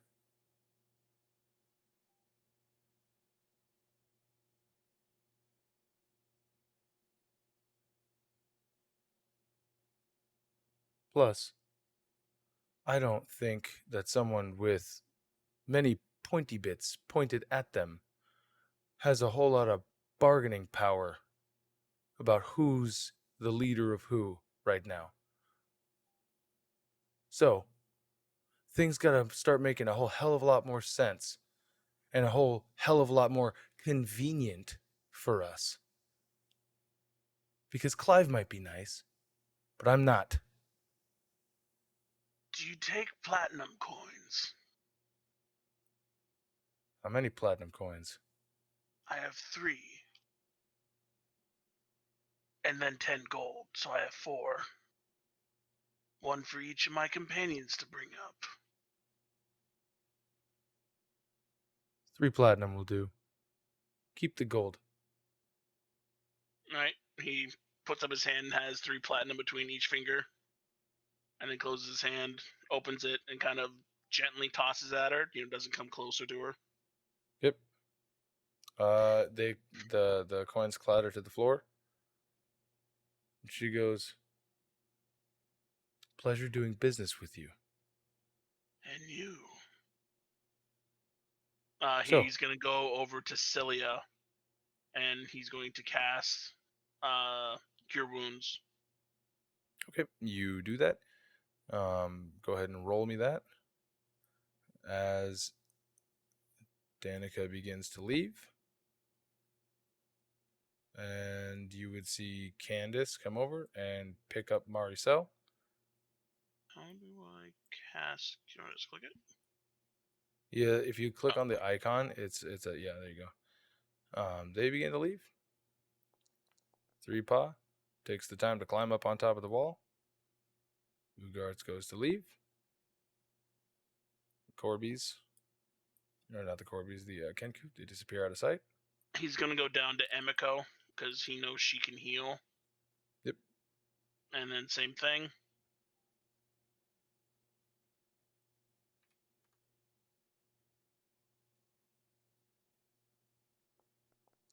I'm changing your guys' healings for you, by the way. And then to Calamar. Okay. Emiko, you come up with 10 hit points. Calamar, you come up with 5 hit points. I gotcha. 5 hit And points. then he's going to go over to Harmony. Harmony and try to aid her. I'm out of heals. Emiko, you are conscious on the ground. You're Yeah. racked with pain. Calamar on the ground, racked with pain, but you're both conscious and awake. Roll over and try to get up. Owie. Gee. Ah, You what's happened? How do you feel? Bad. Do you have your powers back? currently, you feel like if you get an actual rest, you will. But right now, you feel fucked. You have I all feel of the bad. abilities and everything that you currently have, but you don't have all the extra shit that you would have had if you were back to level 11. She Do fucking I cheated see- us. I see Wimsy and Cilia still on the ground too, right? Or no? Cilia's alive. She's just coughing and sputtering on the ground as she's gaining her wits about her. Fayte's gonna carry Calamar to the wall to kind of put his back against it. I'm so strong. And he's going to attempt to do the same to Cilia. He's trying to move them all over here in a group. Oh, sure. Yeah. You're easily able to help them all along. You would see as everybody else leaves, Linolth stays. Which one's that? He's the drow. Okay. Emiko's gonna He move just up. kind of to- ignores his existence. What was that, Emiko? Emiko is going to move up to Harmony and like usual pulse thing. Make sure there's like actual and everything. Okay, yeah. Harmony's got the pulse. Wait, was Harmony healed or no? Is he not getting up? No, I Oh, couldn't yeah. heal him. He's got a very weak pulse, like a very weak pulse, like an emergency weak pulse. Oh no. 10 points of lay on hands. I'm gonna put on him.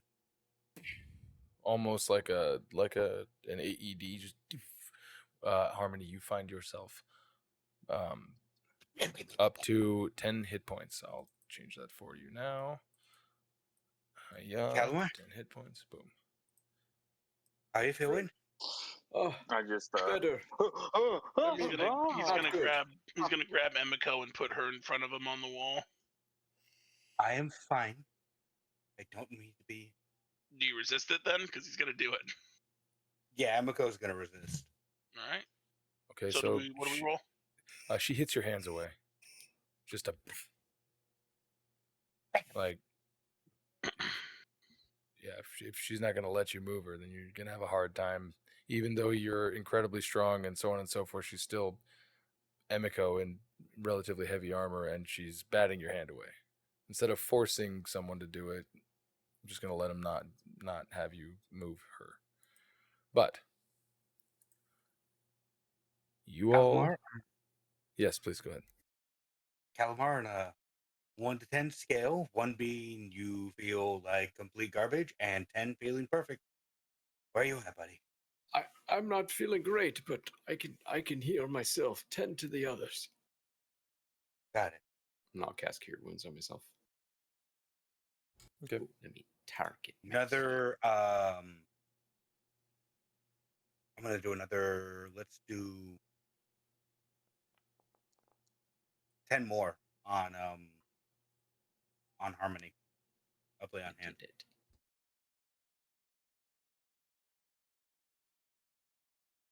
Harmony, can you hear us?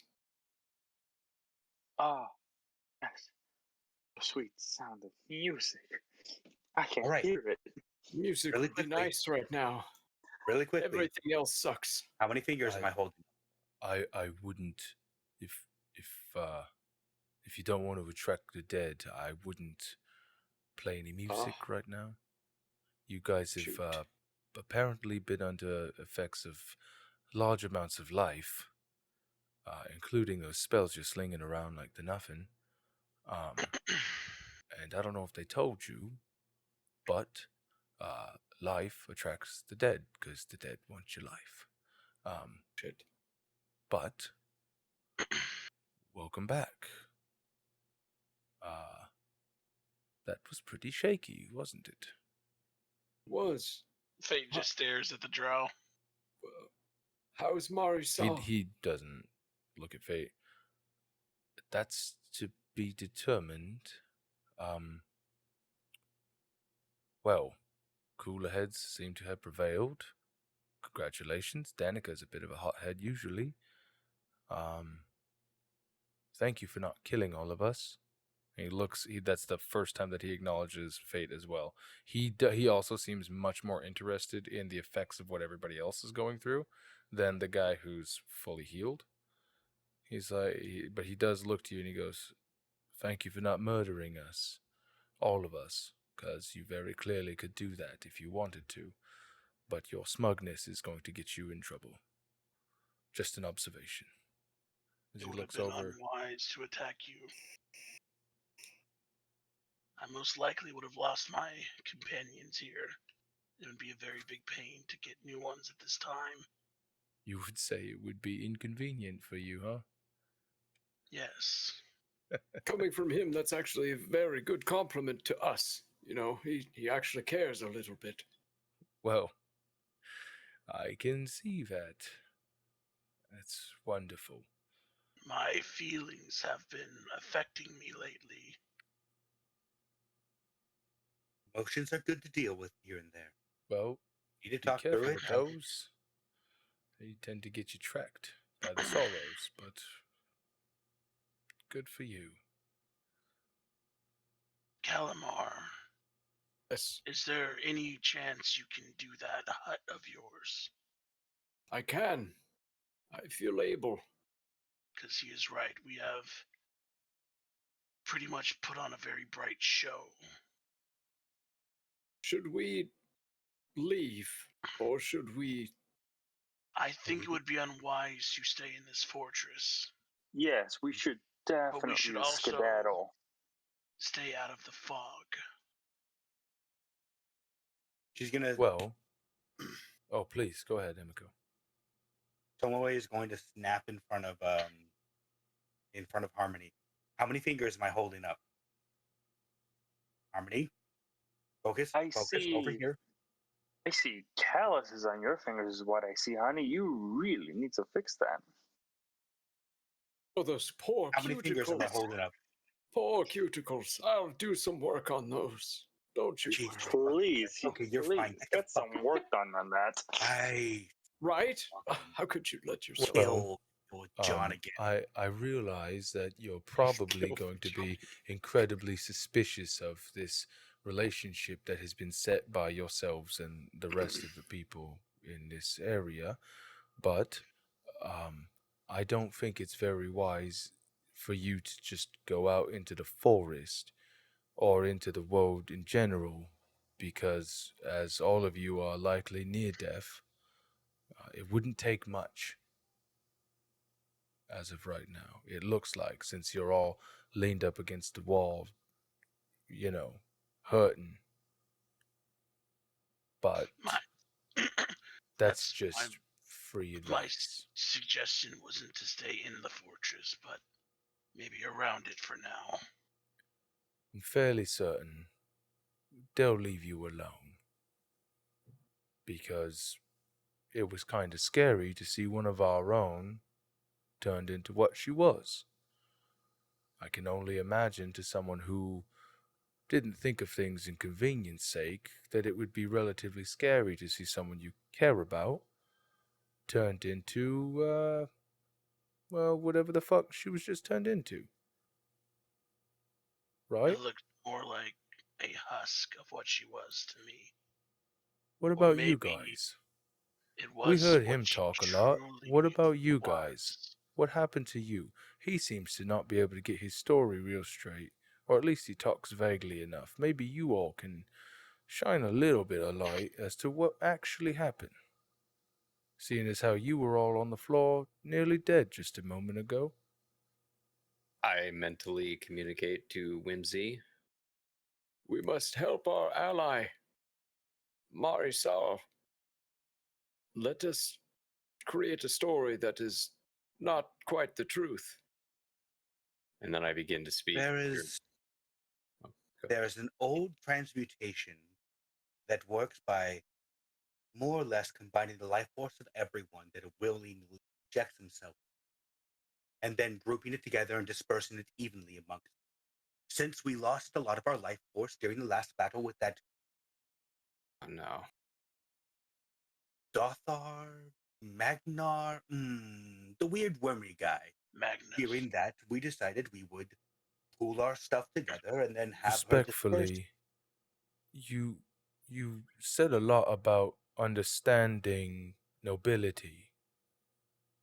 You don't have to say it like that, when we very clearly told you his name several times.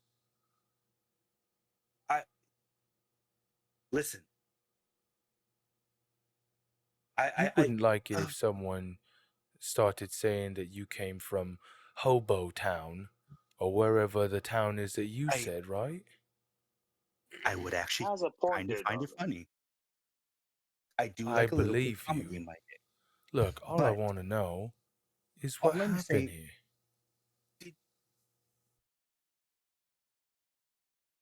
I say a few I words. mentally communicate to Emiko Tomoe.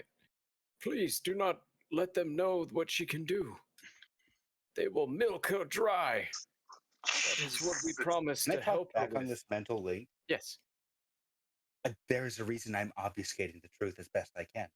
Oh, well, you're saying me- that we pulled our life together and she got hurt. I didn't understand where you're going. I got worried. But you I had a might better grasp on what you were going to say than I did, so that's good. I Wait. believe in you.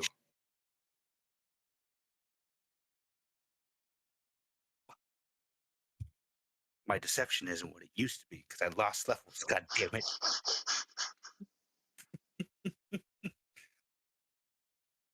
Long story short, I won't call you friend because I don't want to put that upon you, but acquaintance. Long story short, we, using our life force, pulled it together, and she acted as a channel willingly for payment, and then she gave it back. I did not realize it was going to have these consequences upon her. I understand it's a very sticky situation right now, especially with us and what we did yesterday. We can stay and heal her to the best of our ability. But I think what might have happened is because life force ebbed through her, because of these lands, that's unnatural to her body. So her body, in that moment where life force was ebbing through her, aged her, possibly. I'm not 100% sure behind the magic of these lands. It's different from where I'm from. Roll me a deception check. Dice, please don't. With advantage, please, because everybody's been saying Okay, I was something gonna say, fucking weird. I wanted to Yeah, be like, yeah, I knew because of exactly what you were magic, gonna say. Henrik Dresden style. He looks to you and he's like, right. Well, so there was no devil? Because he said there was a devil. Or a devil working for a devil. But they don't usually come around here. But, you know what? Never mind. Just save your breath. It's fine. I don't really care anyways. I was more interested just for myself. But I can only assume you're probably not banned from here. They're not going to be like, get the pitchforks and meh. But you folks have fun being all powerful and bending the rest of the world to your will, however you see fit. The rest of us are just going to be discarded to the side like trash, it would seem. That's okay. I guess. And he's just going to start to walk off. And What a he depressing fellow. He was so glum. and What a he depressing fellow. bends the corner. Calamar. At any point, There's a Well, point. I wonder if on- that's why he just can't find any glove. Sad little shell of a man. He needs a hobby. What was it, Fate? on the other side of this wall, over by that large tree that we saw coming in. Yes, I think that's where we should put the hut. sure. I've something to discuss with you all once we're in there, away from here. at Okay. any point, does Emiko see where the Fate? I mean, I can only imagine that it's a big open hole in his shoulder that, you know what I mean? Fate, if you wouldn't mind, you seem to have been injured. I'm assuming it's while you were protecting us. Do you mind if I look at it? Yes, but you all have far greater wounds than me, and I can actually rest and heal myself now. So I'm not high on the list. Oh, whoops. Is that Could I do a perception check to see if there's anyone else around us right now? Yeah, go ahead and give me a perception check.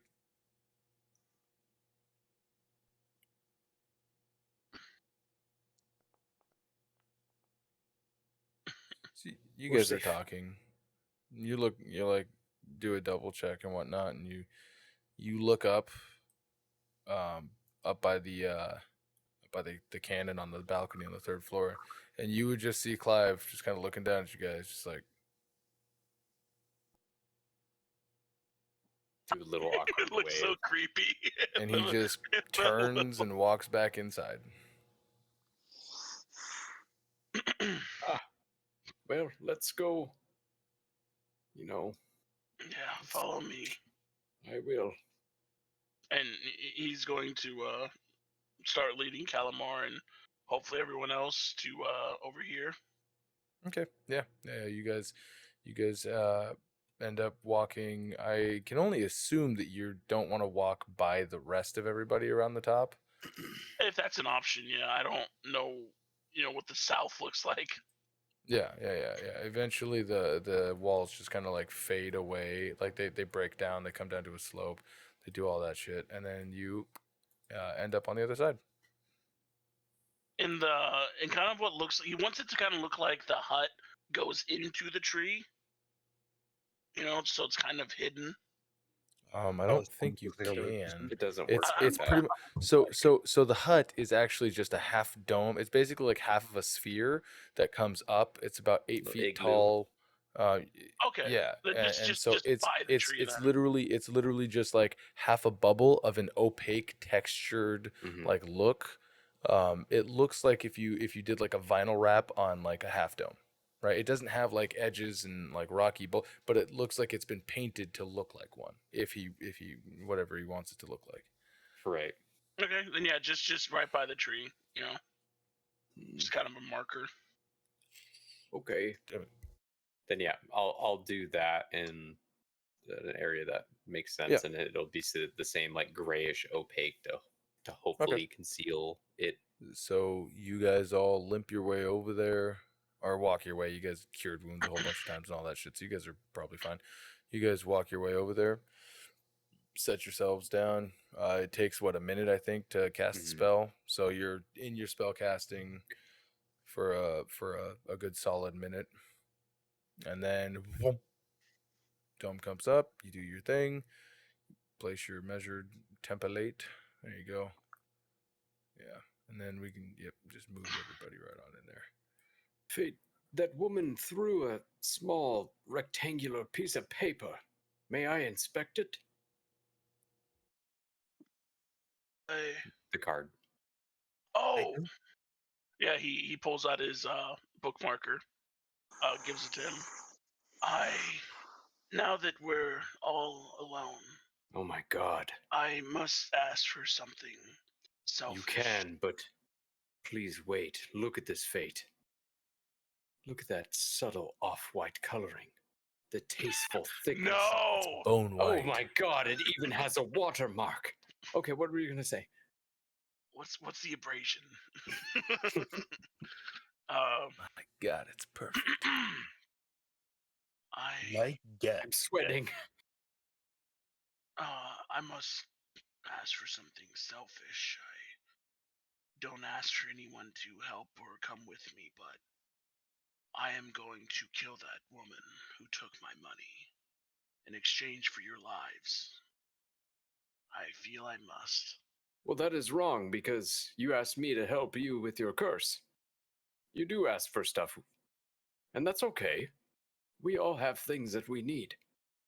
I'm saying Why I must- don't ask for it now. Oh, You don't need to help me. but you did, and I did. I am the reason you are fixed. We are currently In my at a mind. neutral When you all heal up, I will take her head. Why? Why? I'm not sure. I think it's anger. Oh, because she I was bullied you? I was going to kill all of them. But then I looked at all you on the ground, and I Were you going realized to kill- how fragile you all were. Were you going to kill the women and children too? Sorry, what was that? Are you going to kill the women and children too? No, just those who wronged me, the Kinkus and those two women. So, Yes. Yeah. haven't Also, there's done- no children. Don't forget, Emiko, you birthed several But full-grown adults. Listen, it's a fucking do you- meme, you asshole. I don't poke holes in your shit, motherfucker. You just tried to. But what about I have sand? your trigger How list. do you feel about sand? It's coarse and gets everywhere. I hate hate it. sand. But for now, I will assist think you with killing her if that is your wish. Wait, Just give me some time. he does the hand on the shoulder thing. Yes. Whoa. Okay. I You stand all against rest it. up. I will keep guard myself. The Dawn Walkers rise in a short Emiko says time what? after we feel better. Hold Yeah, on a sorry, sec. what did Emiko say? Emiko says what? I stand against this. Oh, Currently, we are not on great terms with this people, but we're also not, I don't want to say unwelcome, but we're not hated here. They aren't shooting us right now. I see no reason to sully that reputation just for whatever you paid her. I'm what sorry, did, Emiko. you had money? I'm not asking, and I'm not telling you to help me. Okay. Well, Okay, let me put it like this. I gave you the only coins I had in my person to remove that curse from you yesterday, and now you wish to sully our reputation with this town for a vengeful wish for some coins, which we can find on the road, which we will be paid later since we are mercenaries technically. I don't see the think logic it's- behind this action. I don't think it's the coins. In fact, I forgot about the coins for a bit there. Emiko, do me a favor. Yeah. I need you to make me a charisma saving throw. Shit. Come on, baby. Give me that 11. Chupa-doop. Oh, stop. Emiko, as you're talking to Fayte, the hot, searing flashes of your oath are burned into your mind, begin to of retribution, of vengeance, as you begin to try to persuade Fayte away from a course of vengeance. I'll put it like this in the easiest way.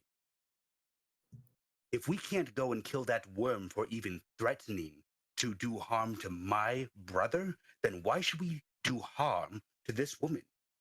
Is it not fair that vengeance should be shot with vengeance? I just told you there is no we. I'm not asking for your help. I was just letting you know as courtesy. Me and Calamar will do it ourselves.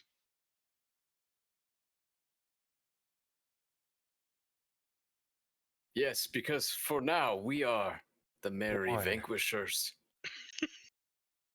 So as Calamar and Fayte begin to fuse into one person so they can do it ourselves. I like how it's our multiple selves. You guys are going to just take this time to try to get some sort of a rest in, I assume? Yeah, like a short rest. Yeah. So Okay. we just Yeah. fucking woke up.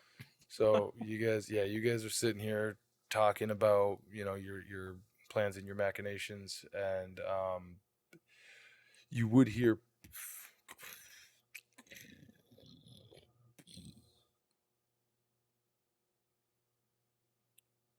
That could have been anything. very Yeah, distantly, from a tree. very distantly, not very distantly, but distantly enough, you would hear a sort of obscured,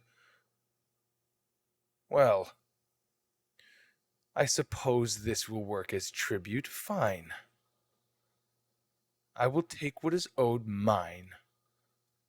But I require one person that I am due.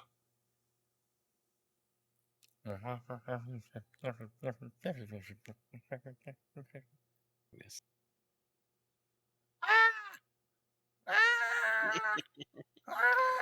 As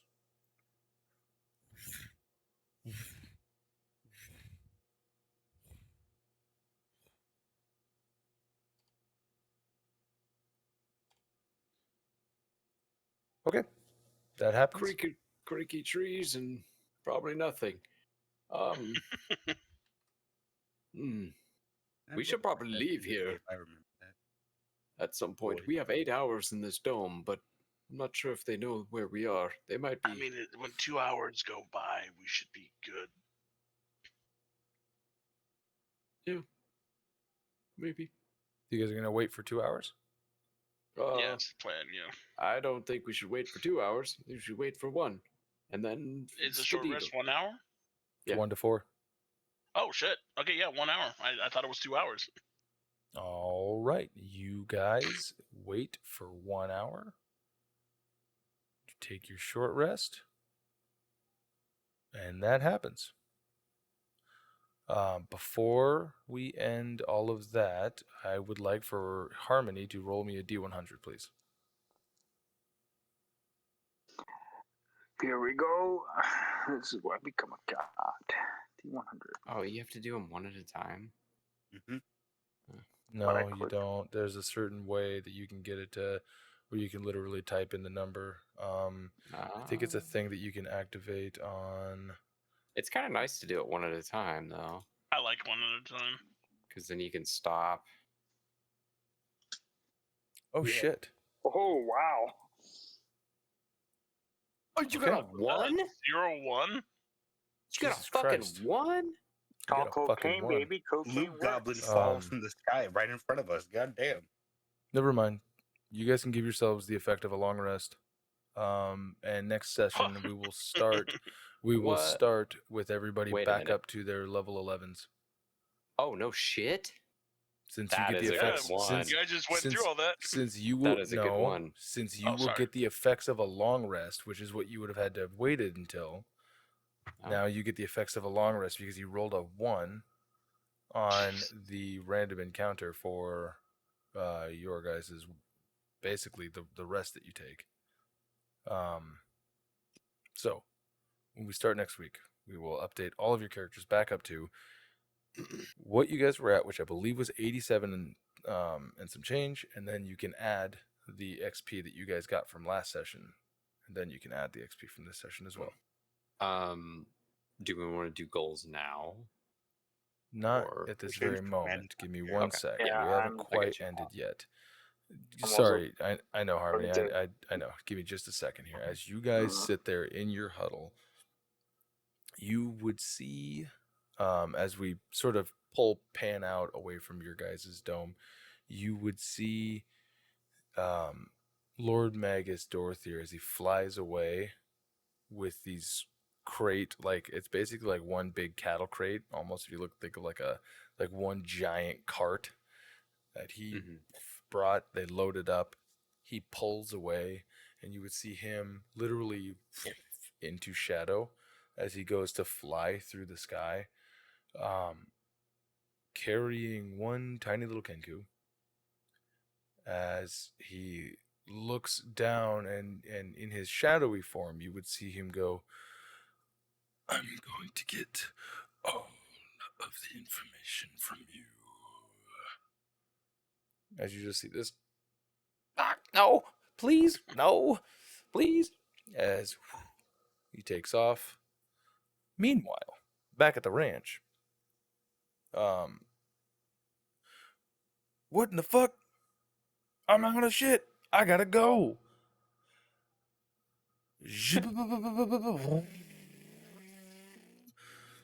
Time to head back.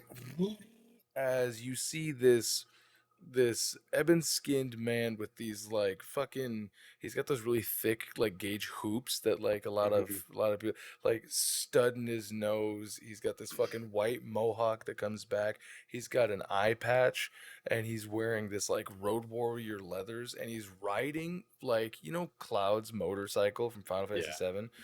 That, but it's like got this fucking like cattle sled on the front of it, and it's pulling this like metal contraption like with a bunch of empty bags inside, and he's like, "Back to Koran, here we go." As you see him from the fucking Baker. from the obelisk's end, you see him beginning his trek back towards the front of the Dead Woods, or the entrance to the Dead Woods, as he, and you see him just tear off, and he fucking takes out a few of the Sorrow Sworn as they, and that's where it just sort of, as we Fade to Black. Oh my god, I love executive him. producer. I love him.